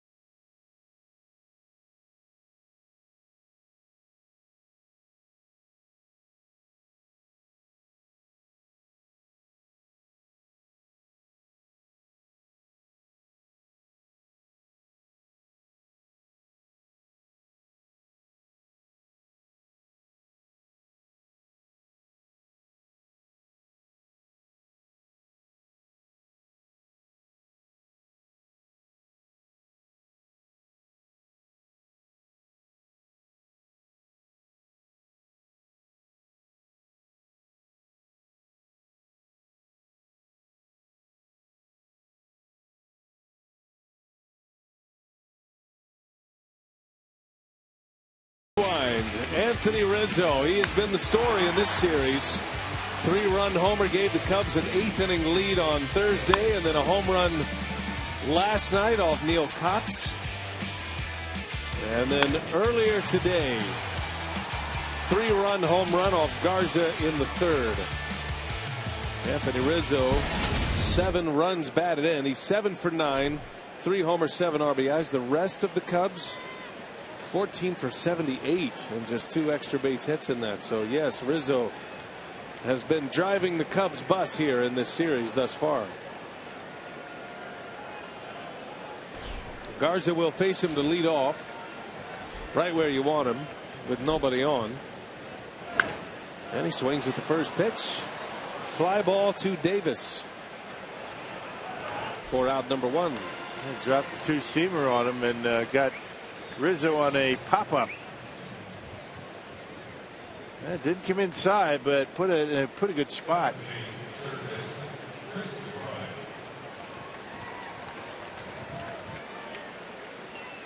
Here's Chris Bryant.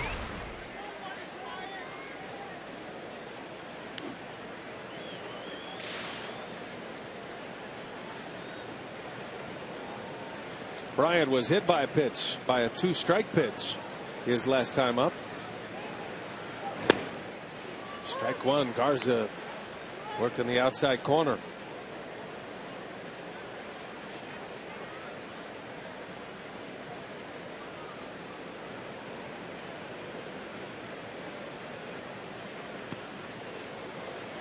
See, Bryant wears that elbow pad on his lead elbow.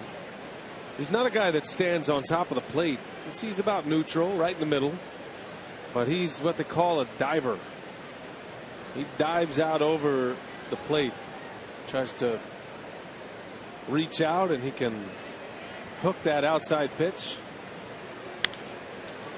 Well, he's got a quick bat. He does.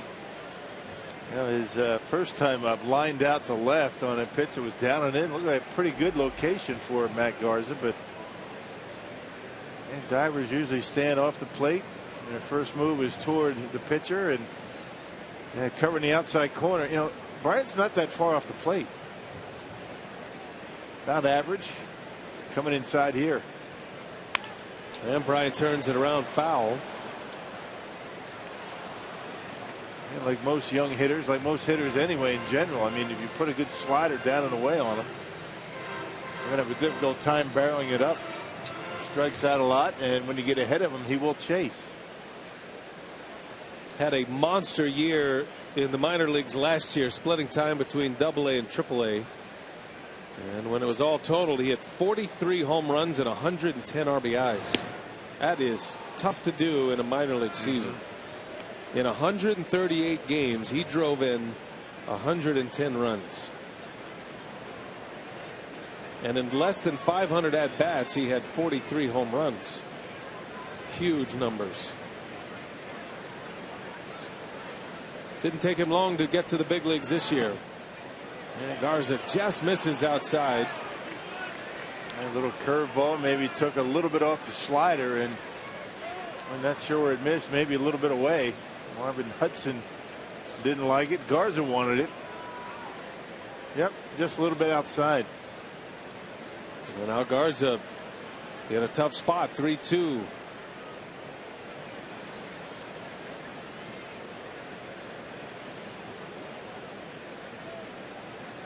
Bryant's only 23. Inside, Garza misses, and a 1-out walk. Hey, tonight's time of the game winner, the Boar's Nest in Black Creek. If they call the Brewers in the next 24 hours, the Boar's Nest will get 40 Miller Lite beer pen tickets to a 2015 Brewers home game. It's offered courtesy of the Tavern League of Wisconsin and Miller Lite.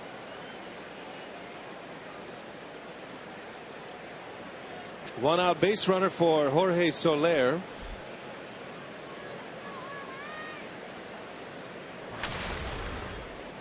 He is 0 for 2. Perez made a nice play on him last time up.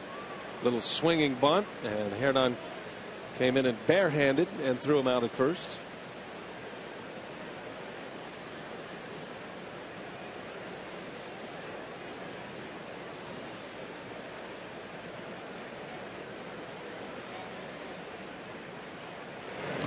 We're talking about Garza and his time with Joe Madden. Garza began his career with the Twins and then was traded to the Rays prior to the 2008 season. And nobody knew what the 08 Rays were about to do at that time. Figured they'd be middle of the road, maybe a losing team. There's a base hit. Soler with a single sharply. And 2 on with 1 man out. He found the barrel that time. They found it a couple of times last night. He was on 3 times, including a leadoff error in the 6th last night. That's a big hack. Soler likes to spread out in that box. Well, you make a mistake inside, look out. Anytime a guy is that spread out in the box, usually vulnerable to a pitch away. Not always. Garza made a mistake down the middle of the plate and paid for it. Pitch count starting to get in that danger zone for Garza. 100 here in inning number 6. Michael Blazek loosening in the Brewer bullpen.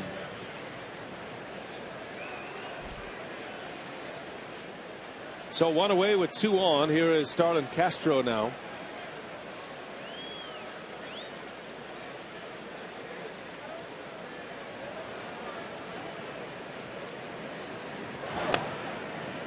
Garza in that 2008 season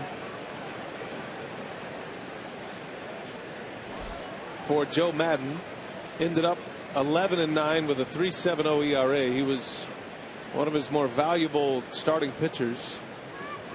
And then the next 2 years with the Rays, he had logged over 200 innings and was starting to look like an ace. Was a 15-game winner for Madden in 2010, and in 08 he was the MVP of the ALCS for the Tampa Bay Rays. They beat Boston that year. Garza won both of his starts against the Red Sox in the ALCS to send them to the World Series, and then he pitched in the World Series. He took a loss against the Phillies that year. Phillies won the title that season.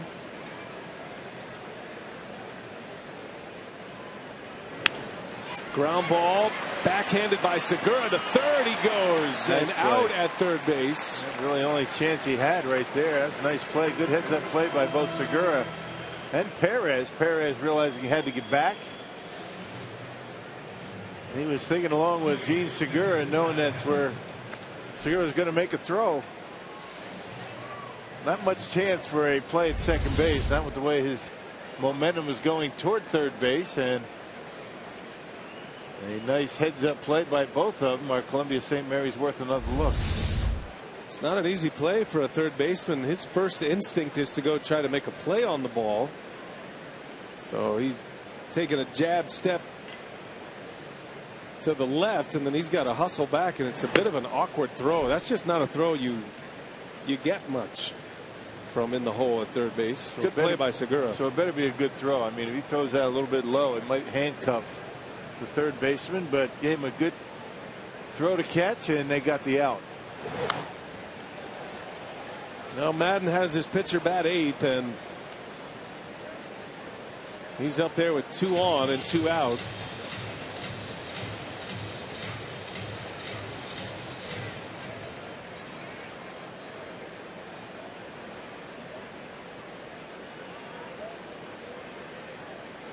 Garza trying to finish off this 6th inning. Hendricks not much of a hitter at the plate. Garza struck him out twice. Has just 3 hits all season.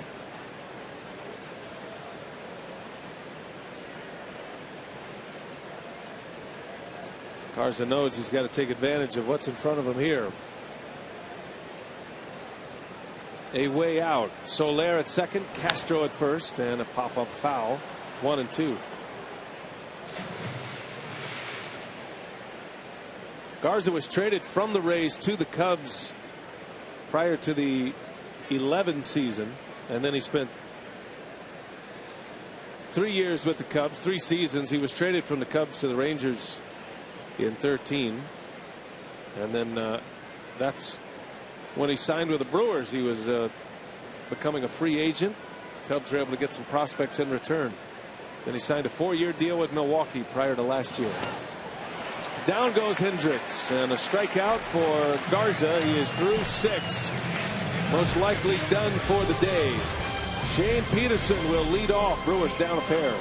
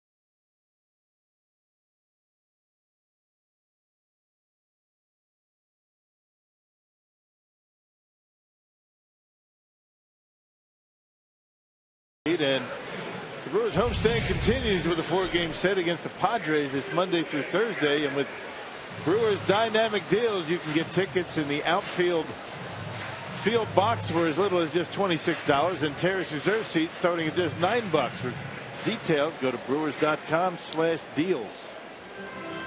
Tickets in the field outfield box. What's that, Rock? For as little as $26. Field outfield Field box? outfield. That threw me for a second. Field outfield box. That Down the means- lines, right? Right. It's not in out in the outfield. It's along the lines in the outfield.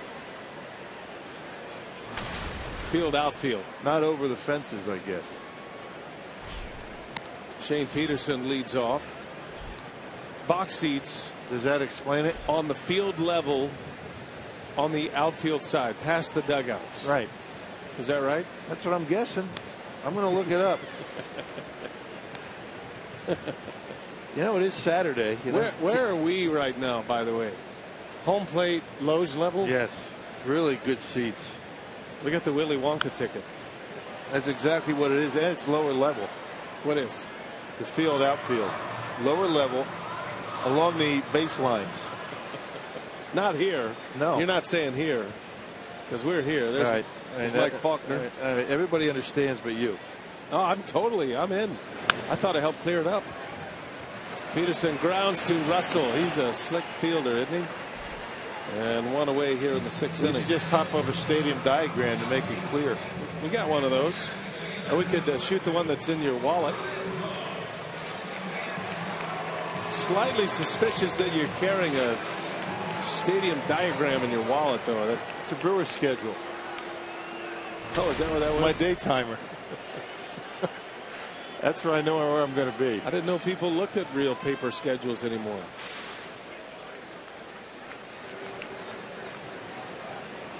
I've had the same one from opening day until now. It's getting a little crusty. Yeah, it does. It doesn't look so good. No. Braun on the ground. Russell again. 2 up, 2 down for Hendricks. Came up as a shortstop. He came to the Cubs from the Oakland A's. Oakland thought he was going to be their shortstop of the future, but in order to get a pitcher, actually 2 pitchers, Samardzija and Jason Hamill, they had to include Russell in the deal, and now he's made it to the big leagues as a second baseman. He's a good one. Yeah. He's their best defender.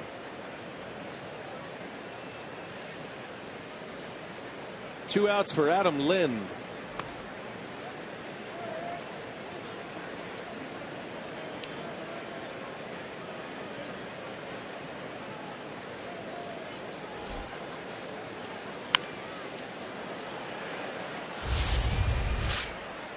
Powerball home run leaderboard looks like this.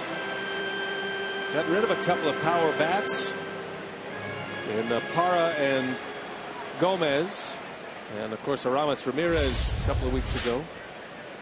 A lot of production playing elsewhere now. Lind into right field. That's going to get down. And Lind around first, thinking about it. He'll hold up. Soler's got a big arm.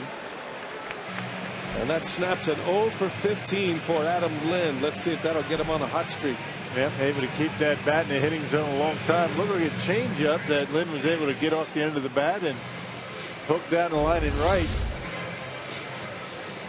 You see the way it goes down and away. It was supposed to be on the corner, left it over the plate a little bit, and Adam Lind able to single with 2 outs. Tying run now at home plate. And you got a power hitter coming up in Chris Davis, who has walked and singled in a run against Hendricks.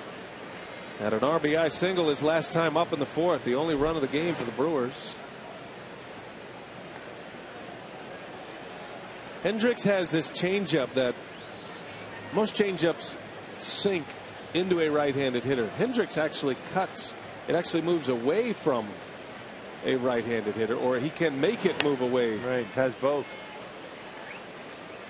That's why you got to watch the speed. Just can't watch the movement as you look at the monitor and try to identify pitches with this guy. You got to first look at the movement and then look at the velocity. That'll tell you if it's a changeup or a cutter. They look very much alike. So what's he throwing the changeup? What's the velocity on the changeup compared to his fastball?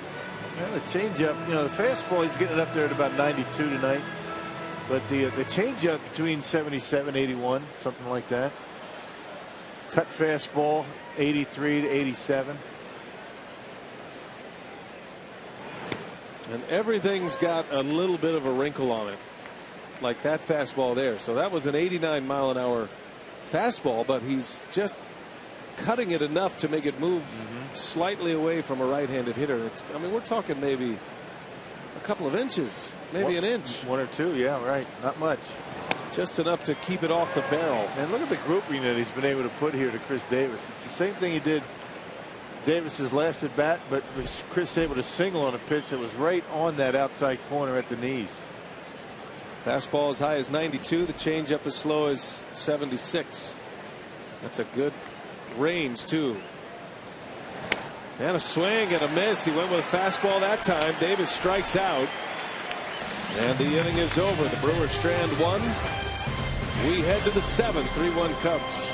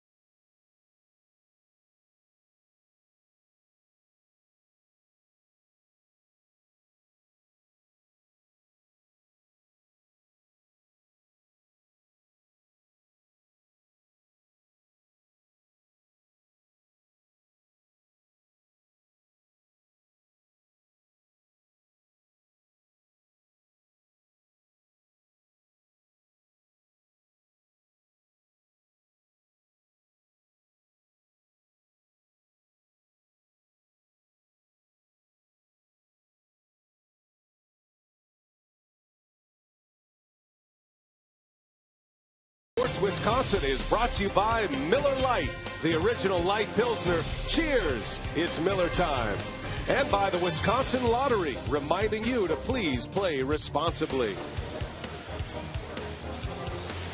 3-1 Cubs lead the Brewers. And a reminder that Fox Sports Supports is proud to team up with Boys and Girls Clubs of America. Boys and Girls Clubs help young people reach their full potential as productive, caring, and responsible citizens through programs that promote character and leadership, education, healthy lifestyles, and more. And for more information, visit foxsportsupports.com.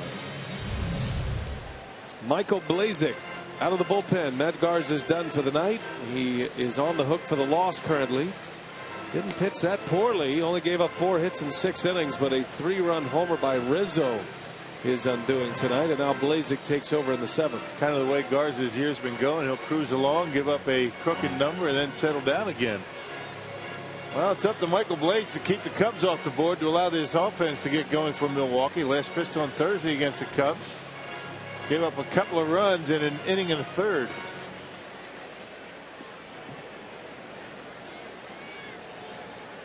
And a bit of a remodeled bullpen for the Brewers. Jonathan Broxton no longer in the pen. And with Fires traded to the Astros, Tyler Thornburg comes up as well. Brewers claimed a pitcher from the Dodgers, Preston Guillemette. He's active now. We're awaiting his first appearance as a Brewer. Yeah, Thornburg looked pretty good last night. 2 scoreless innings. Blazek in a 1-1 count, and it's in the air. Russell out to center field. Peterson makes the play for out number 1. Sophia has some work on the new Brewers bullpen, and some roles are changing down there, minus Broxton. Yeah, with the additions of Thornburg and Guillemette, Craig Counsell said a big part of carrying 8 relievers right now is just the long stretch of home games that they're on right now. They're in a season-high 11-game homestand, and more than that, 17 of their 20 games will be right here at Miller Park. And he said it's just a sheer numbers game. He said when you're here at home, you know you're going to have to cover 9 innings, where if you're losing a game on the road, you may only have to cover 8. So he said everyone right now, it's going to be all hands on deck, and he said it's one of those times of the season you just need that many, and keeping guys effective as well. He said Thornburg's 2 innings last night were important, getting some guys some rest. I saw a shot there of Preston Guillemette, the newest Brewer. Interesting perspective for the Brewers coach manager. Yeah. Well, I think, this is such an evaluation time. The final 2 months of the year, there's going to be a lot of evaluation. There really aren't any set roles other than Francisco Rodriguez. I mean, Jefferson, Will Smith are going to continue to get late leverage innings. Corey Knebel has pitched really well, and he probably figures to get more innings with the Brewers in a lead late. And Thornburg will be the long man. He went 2 scoreless last night, so roles are changing down there.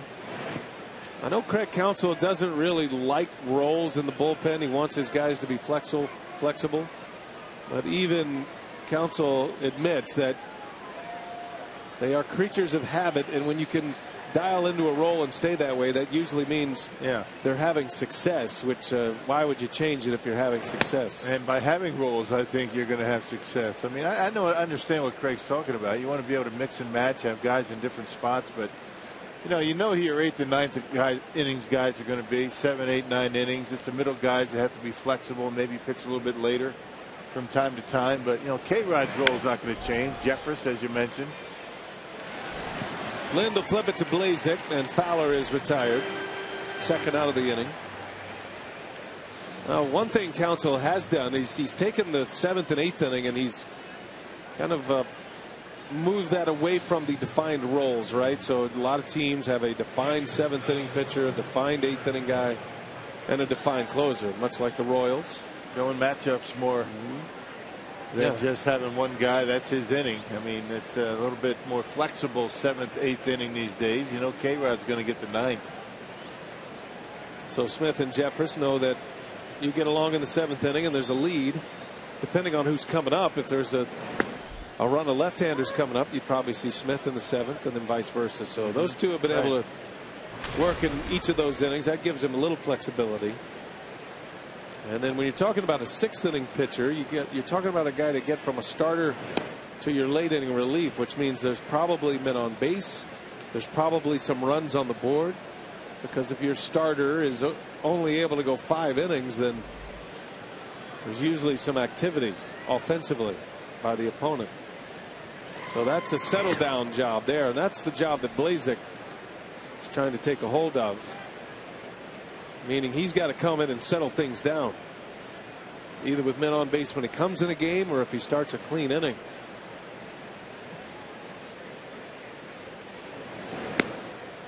Managers are defined by their bullpens. It's just the way it is. It's the way it's always been. And in this age of specialization, bullpens will make or break you. And most important in the postseason. Talk all you want about your starting pitching, but you don't have a good bullpen, forget it. And Doug Melvin had a ton of calls regarding his guys in the bullpen, and I think he just as soon just leave them alone. I'm surprised K-Rod is still around as good as he's been. But I don't think the Brewers are too interested in letting any of those guys go.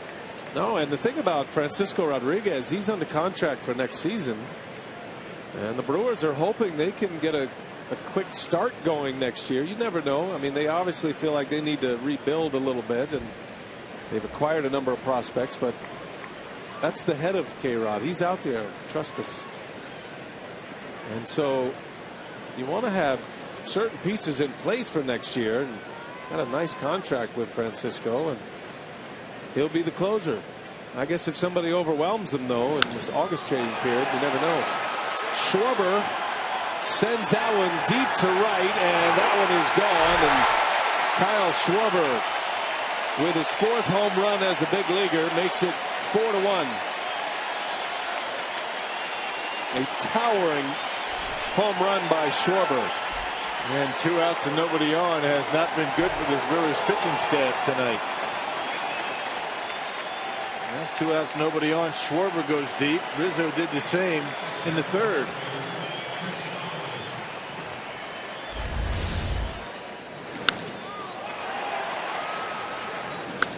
That is a powerful swing. 2-seam fastball, and Schwarber able to get underneath of it and knock it out of here. That's the first home run Blazek's allowed this year. Now Coghlan takes a strike. 2 swings of the bat, producing all 4 runs, and all 4 runs coming with 2 outs. Schwarber and Rizzo.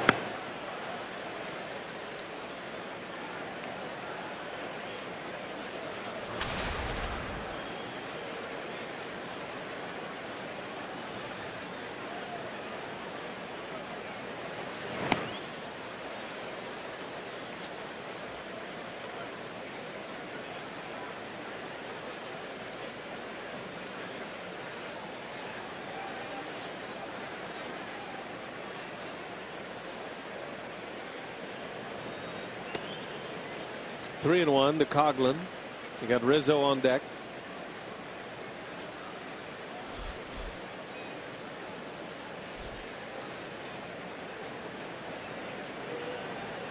Brewers got a run in the 4th.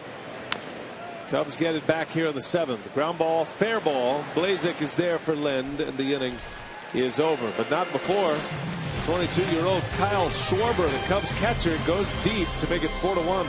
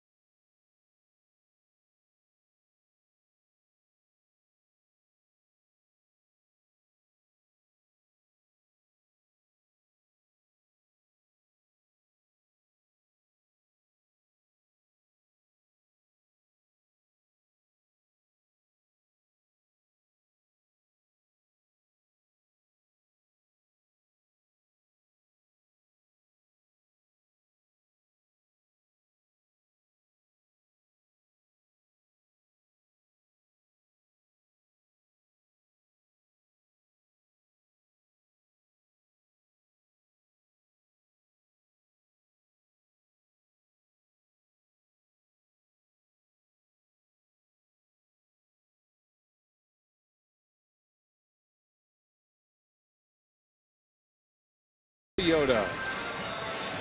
Bottom of the 7th at Miller Park. Lights are up on a beautiful Saturday night. Cubs have added to their lead on a Kyle Schwarber home run. His 2nd hit of the game. 4-1 now Chicago. Kyle Hendricks is pitching well, facing Segura to start the inning. Bottom of the order coming up. Hendricks has given up just 3 hits. All of them singles. Davis had the RBI single in the 4th. Segura in the air, and to Fowler it goes. F8. Well, around the league, the Astros lead the Diamondbacks. Carlos Gomez with 2 hits tonight. He's got hits in his last 2 at-bats. Good for Carlos. Has a double. And the Astros leading their division, the American League West, by 2 games over the Angels. Angels got shut out today by Clayton Kershaw and the Dodgers. 3-1 the final there. Perez on the first pitch. to Bryant for out number 2. Cole Hamels is starting tonight for the Texas Rangers. Rangers are a fringe team right now. They really got Hamels to set him up for the next 3 years. He's still under contract for the next 3 years, but hoping maybe they could get on a hot streak and climb their way back in. They still have a losing record, the Rangers, but Hamels is on the mound. That's a 3-3 game. Giants Rangers in Arlington tonight. It's in the 5th inning. Cubs are interested in that score. They're only 1 game behind the Giants for that second wild card spot. The top wild card team is the Pirates in the National League, and they trail the Reds 3-2. 7th inning in Cincinnati.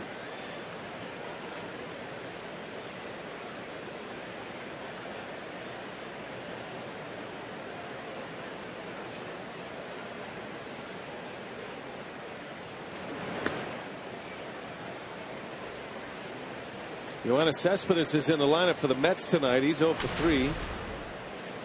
2-2 game Mets Nationals bottom 7. That's a tight race. Washington leads that division by 2 games over the Mets.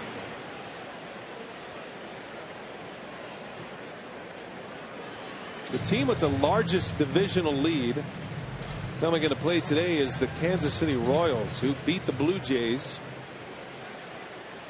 They lead the Twins in the American League Central Division by 8 games. Twins having a tough time on the road. Maldonado loses his bat, strikes out to end the inning. Hendricks just rocking and rolling here. He's through 7, only 1 run allowed.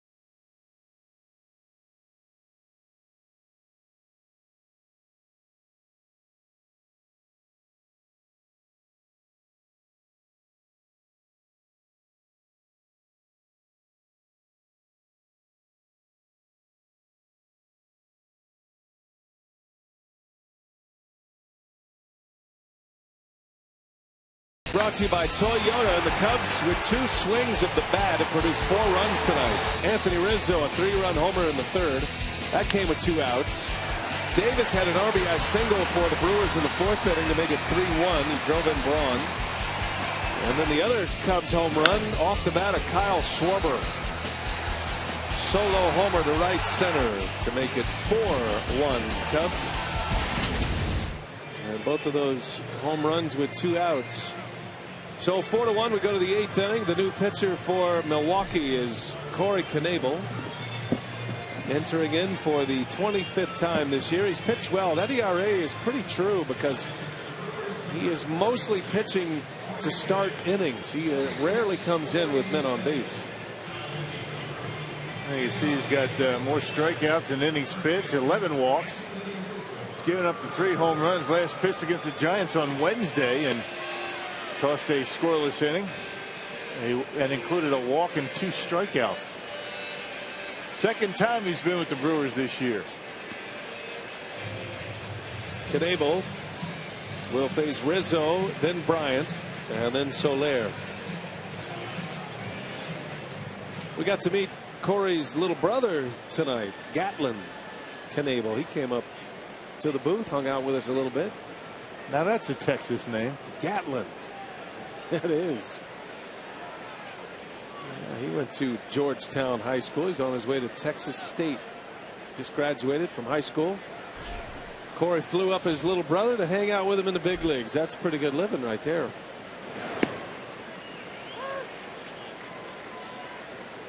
Starts Rizzo with a breaking ball strike.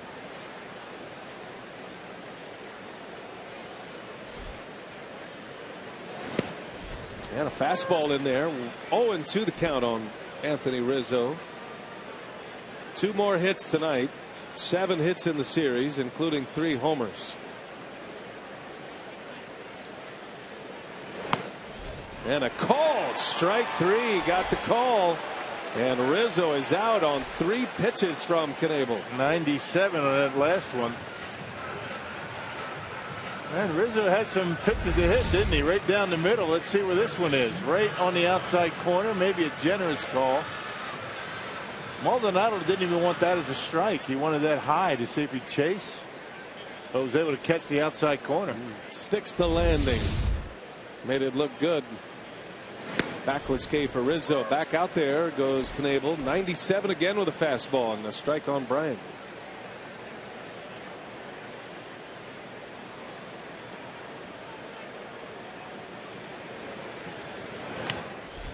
And another heater, swinging a foul right into the glove of Maldonado. 0-2.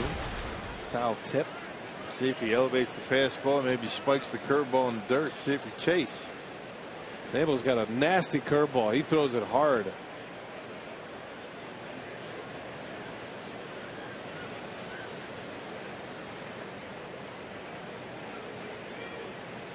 No balls, 2 strikes. And another fastball. Bryant, did he go? Yes, he did. No need to ask. Home plate umpire called it himself. And Bryant strikes out. Knebel has thrown 6 pitches here in a couple of Ks. Well, as promised earlier in the game, we have selected the Data Strong Fan photo of the game. Tweet your strongest fan photo to hashtag #WisDataStrongFan. Chance to be featured in an upcoming broadcast. It is brought to you by T-Mobile. Excellent hair, ladies. There is a 7th consecutive strike for Knebel. Facing Jorge Soler.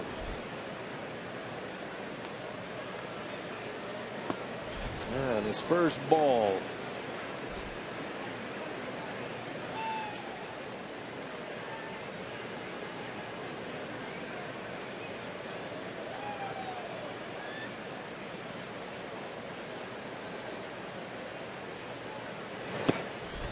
Knebel was bounced around a little bit last year. He was involved in the Joakim Soria deal that sent Soria from the Rangers to the Tigers.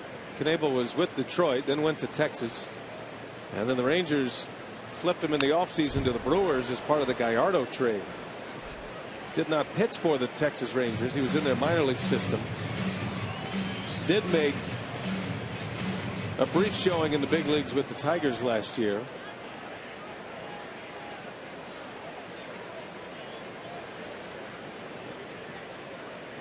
Two pitch. Curveball missed. These are the kind of matchups I love to see in the big leagues. I mean, this young man, Knebel, not afraid to throw that fastball, 97 miles an hour, and he got Soler up there just taking ungodly hacks up there at the plate. There's his brother, and a curveball misses. So Soler draws the walk. 2-out walk for Knebel, and he will face Starlin Castro. 2 outs, nobody on once again, right? The Brewers pitching staff. 2 strikeouts on 6 pitches, and he loses Soler.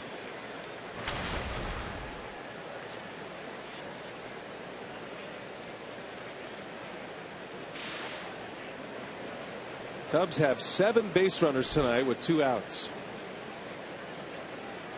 4 have scored.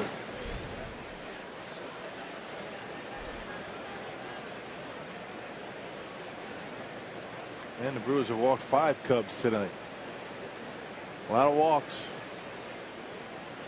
Only one of them has scored. Starlin Castro with 2 away. 8th inning from Miller Park. 4-1 Cubs lead. That one's in there. A strike. Well, Knebel throwing hard tonight.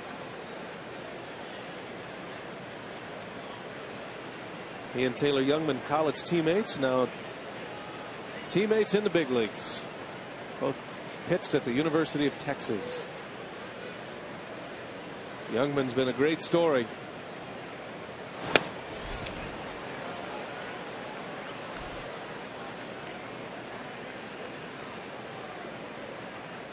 Castro tonight is 0 for 3. All those at-bats against Garza. Matt Garza went 6, gave up 4 hits, 3 runs all earned, and all 3 coming on the Anthony Rizzo home run in the 3rd. Castro on the ground right to Segura. That will end the inning. And Corey Knebel in front of his little brother works a scoreless 8th inning. We head to the bottom of the 8th, 4-1.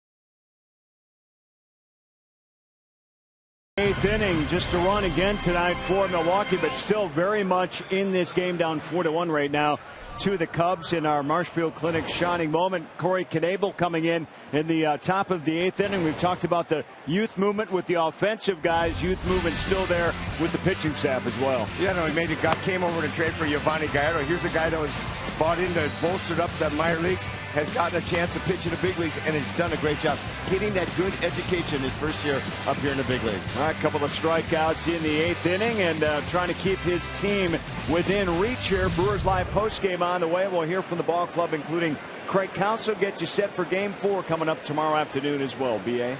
All right, Craig and Augie, thanks. Look forward to Brewers Live tonight. Kyle Hendricks back at work. Hitting for Knebel is Elian Herrera, and a little soft liner that's going to fall, a base hit. So a single to start the inning. The Brewers trying to generate some offense here. I would imagine the leash is short. Matter of fact, it is very short. Joe Madden is on his way out. He was going to see if Hendricks could get through the inning in order, but with the left-hander coming up, a couple of lefties, and Jeanette and Peterson scheduled to hit, Joe Madden will make the pitching change. Pinch hit single for Herrera, and we will take a break. It's a good effort tonight from Kyle Hendricks, 7+, only 1 run thus far.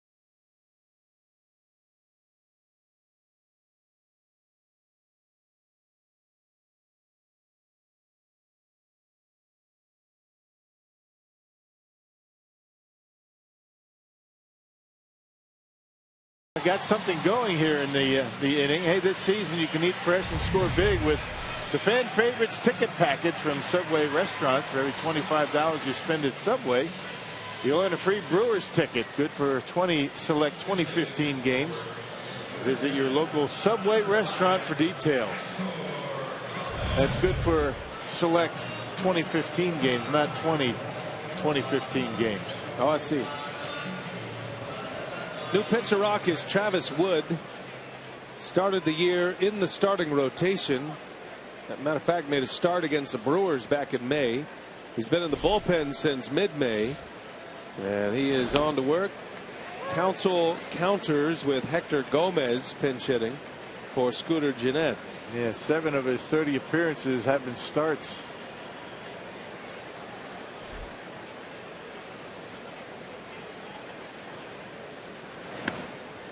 Wood had a long outing his last time out. Back on the 28th of July, he went 3 2/3 innings. In a game against the Colorado Rockies, that was a loss. Pitching with a 3-run lead in the 8th here. Forcing Counsell to go to his bench. And Hector Gomez is out on strikes. 1 away in the inning. Yeah, not a hard thrower. 91 miles an hour. Was able to get ahead. Started him out with a curveball, got into his head with that pitch, and then got him on 2 consecutive fastballs. That last one only 91 miles an hour. 28-year-old left-hander. Spent some time with Cincinnati. Peterson will hit. And he takes a strike. Kyle Hendricks goes 7+ tonight. 4 hits, 1 run at this point. It was earned. That was a Chris Davis RBI in the 4th inning. 2 walks, 6 strikeouts for Hendricks. Hit a batter.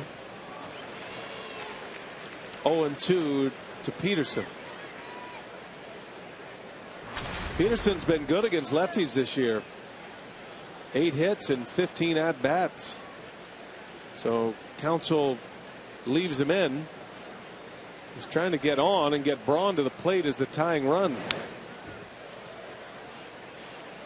Tell you, Wood's not messing around, is he? He just keeps pumping in the strikes. 6 for 6. 6 pitches, 6 strikes for Travis Wood. Herrera singled in a pinch hit appearance, and that forced Wood into the game, and his first ball. Knebel threw 7 consecutive strikes in the top of this 8th inning.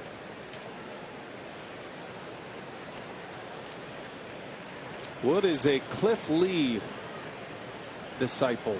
Those two trained together from the same area in Arkansas, outside Little Rock. There's a shot, center field. That is going to be caught. Boy, hit it right on the button. Fowler plays very shallow, and he's able to take a hit away from Peterson. Not only shallow, but shifted around toward left field. Really had to move. And now Madden on his way out with Braun coming up.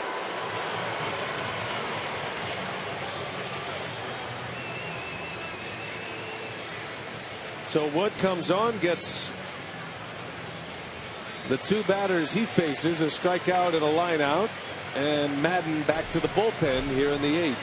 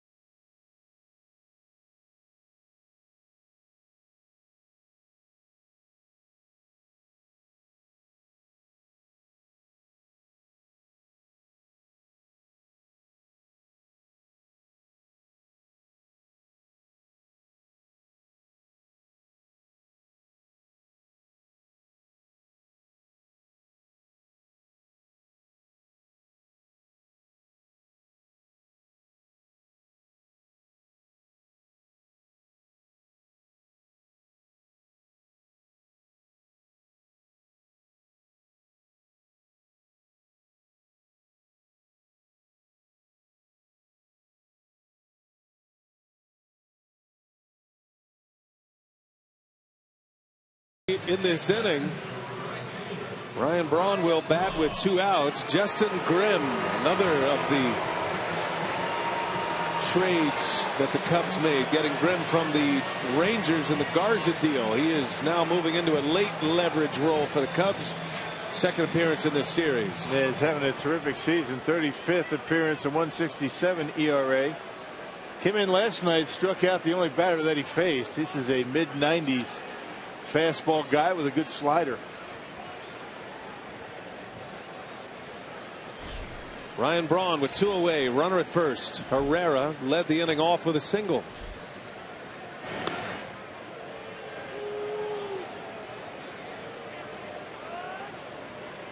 Justin Grimm.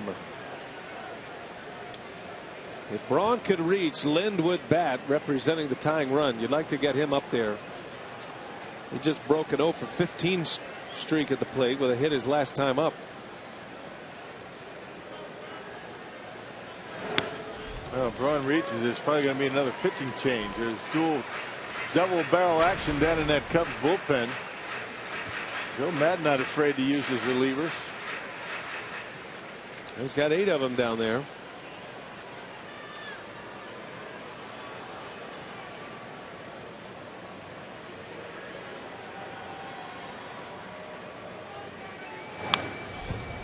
Oh, and 2 the count.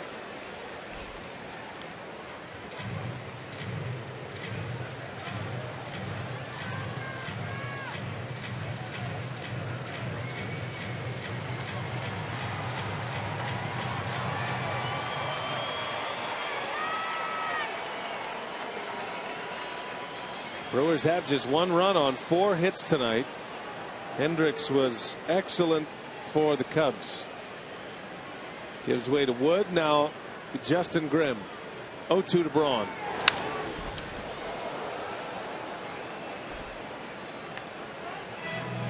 And just able to foul it off. Fastball a little bit off the outside corner, but up. See the difference in what Grimm is doing as opposed to what Hendricks was doing all night. Fastballs away, but up. Hendricks all night, fastballs away, but down. Big difference in velocity, though. Yeah, those 5-6 miles an hour allow you to do that. Going upstairs again. Braun chases. A strikeout for Ryan Braun. That ends the inning. Brewers strand a runner at first. They trail 4-1. We go to the 9th.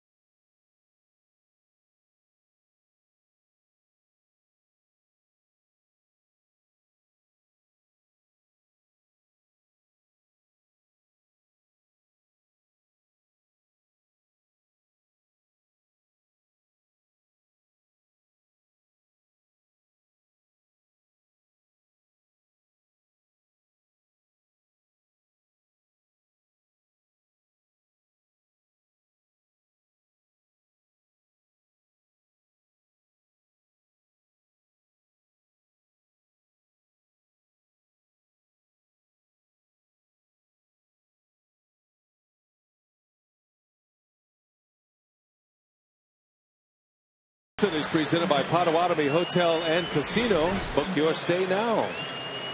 Beautiful Miller Park on a Saturday night. 4-1 Cubs.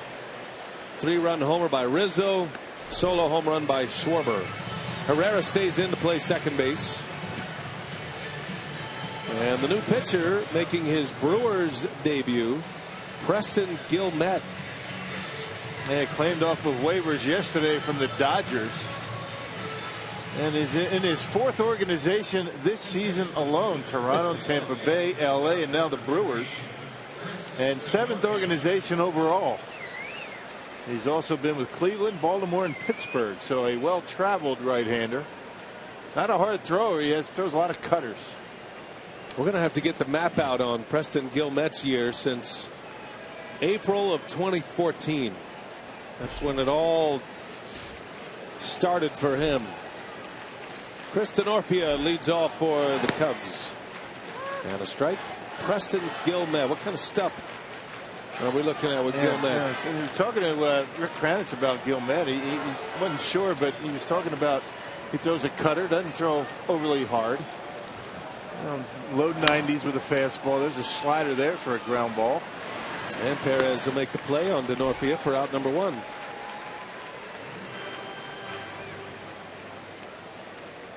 So Guillemette was sitting there with the Cleveland Indians, and in April of 2014, early in the season last year, the Indians traded him to the Orioles. All right, so he had began his career with the A's. He was drafted by the A's, didn't sign, then he was drafted by the Indians.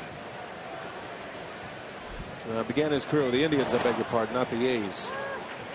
So he's going along as an Indian through the minor leagues, and then they trade him to Baltimore, and then that started an incredible sequence of trials and tribulations around the country as a professional pitcher.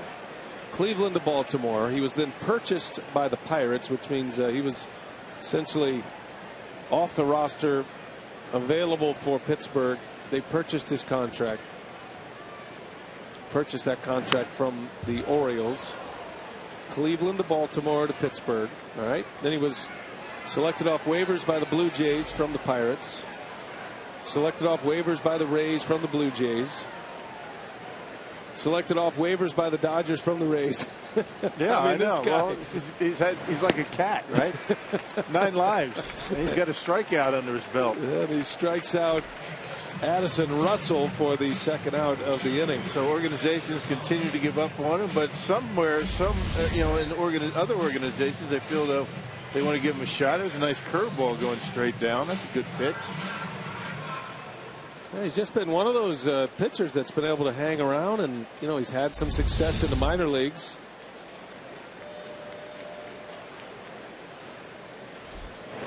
And good for him. He's stuck with it, and he's got a chance in the big leagues with the Brewers now.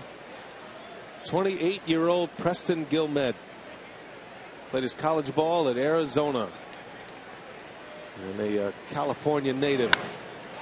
There's a shot, and it is caught by Herrera. Backhanded stab by Elion, and Guillemette's first day as a Brewer. A 3-up, 3-down, scoreless inning. Welcome to Milwaukee, Preston. Hope you get to stay here a while.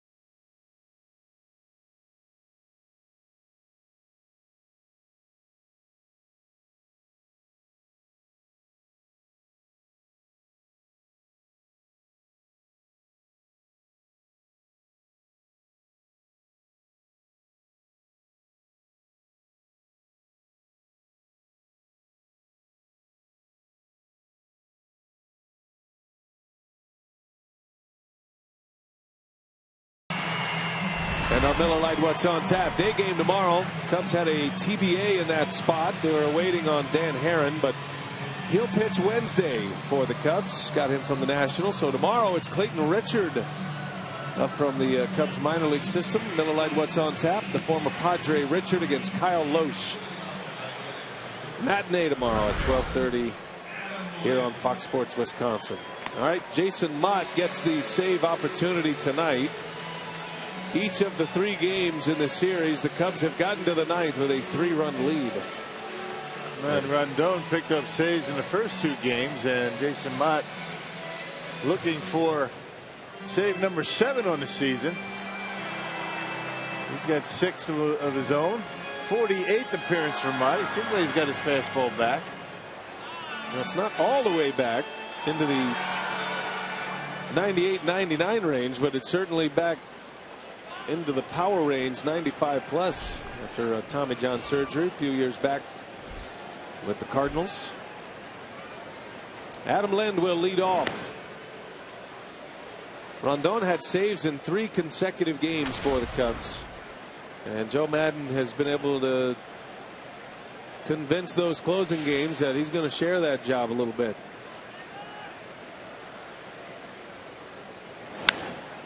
He says he's giving them an emotional break from the closer's role. And that's a good way to do it. You get a guy out there 3 days in a row, he notches saves, high stress innings, and turn it over to the next guy. Yeah, he's had 6 different pitchers down in the bullpen with saves this year.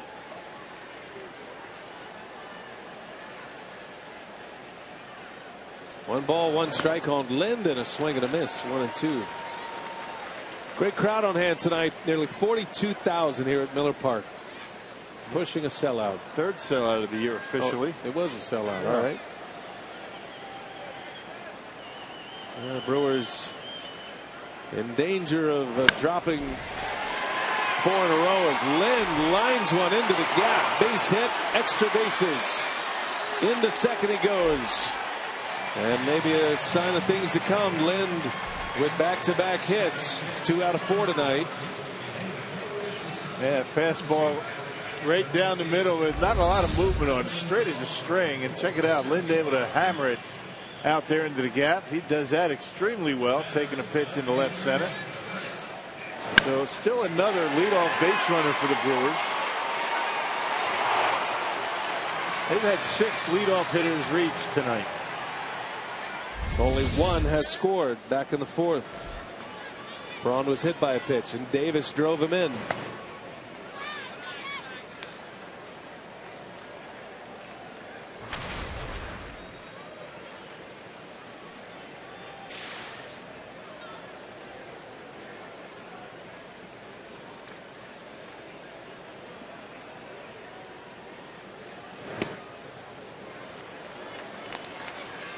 Cubs could make up some ground tonight on the 2 they are chasing in the wild card spot. The Pirates and the Giants. Cincinnati leads Pittsburgh 4-2 in the 9th. Reds have Aroldis Chapman on the mound.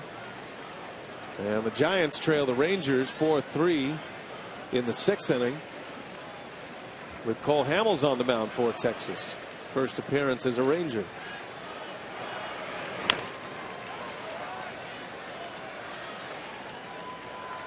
As you start to creep down that batting order for the Brewers, remember Jonathan Lucroy on the bench. He did not start tonight. He's available, and on the left side, Logan Schaefer.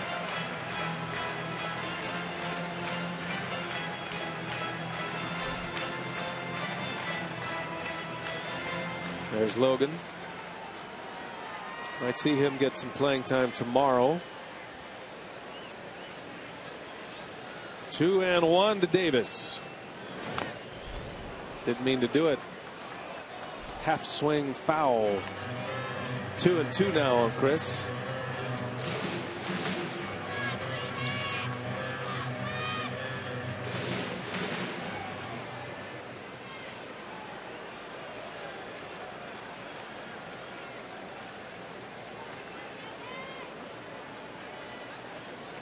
Everything on the edges for Mott. Davis down the right field line, slicing in the seats. 95 with that fastball, and when he was closing games with the Cardinals, he was hitting 98 miles an hour. 95 is about average these days, wouldn't you say? I mean, everybody's coming out of the pen throwing that hard. So much velocity in the game. Yeah. And not just relievers, in the age of specialization, you could kind of see that, but a lot of starters are throwing hard and maintaining that velocity. Right.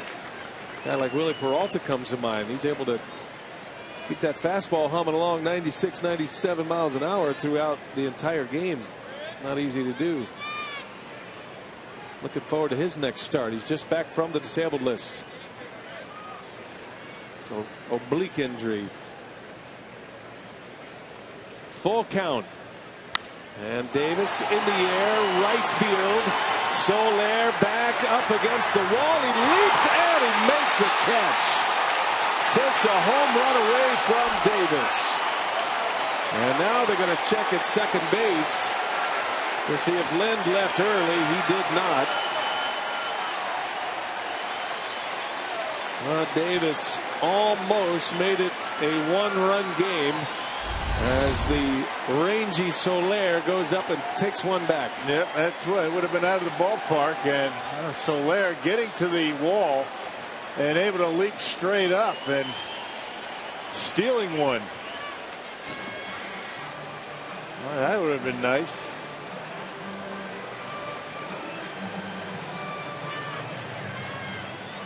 Yeah, it would have been out. Might have gone off the top of the wall, but over. Joe Madden talking to the umpires about a review. And whatever he saw, he's satisfied. Yeah, I remember last year you couldn't challenge tag plays from runners. That's a new rule this year where you can. And now Madden on his way out to the mound. This is interesting. One man out, runner at third, and Madden wants a pitching change. Oh. Yeah, Mott's not happy. So with Segura coming up, Madden is going to take the ball from Jason Mott, who is hot on his way to the dugout. So a pitching change with one out.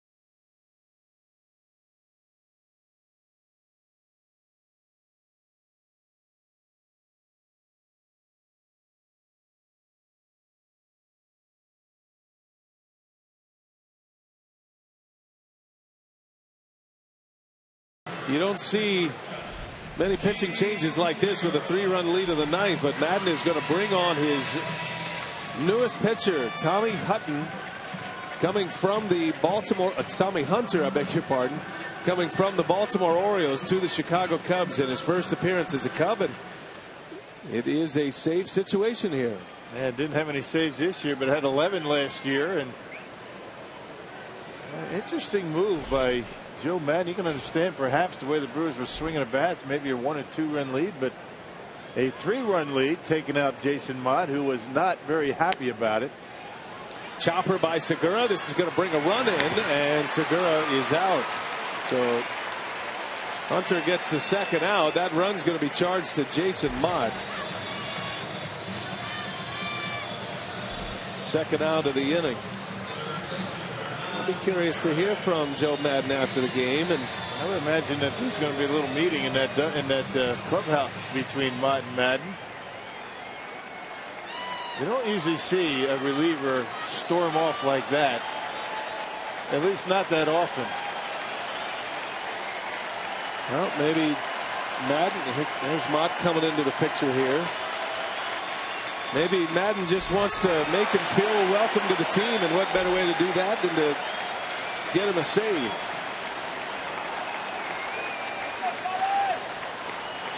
Cubs picked up 2 pitchers at the trade deadline. Dan Herron, who will start for him on Wednesday, and Tommy Hunter. Pop up. Right field. And that's it.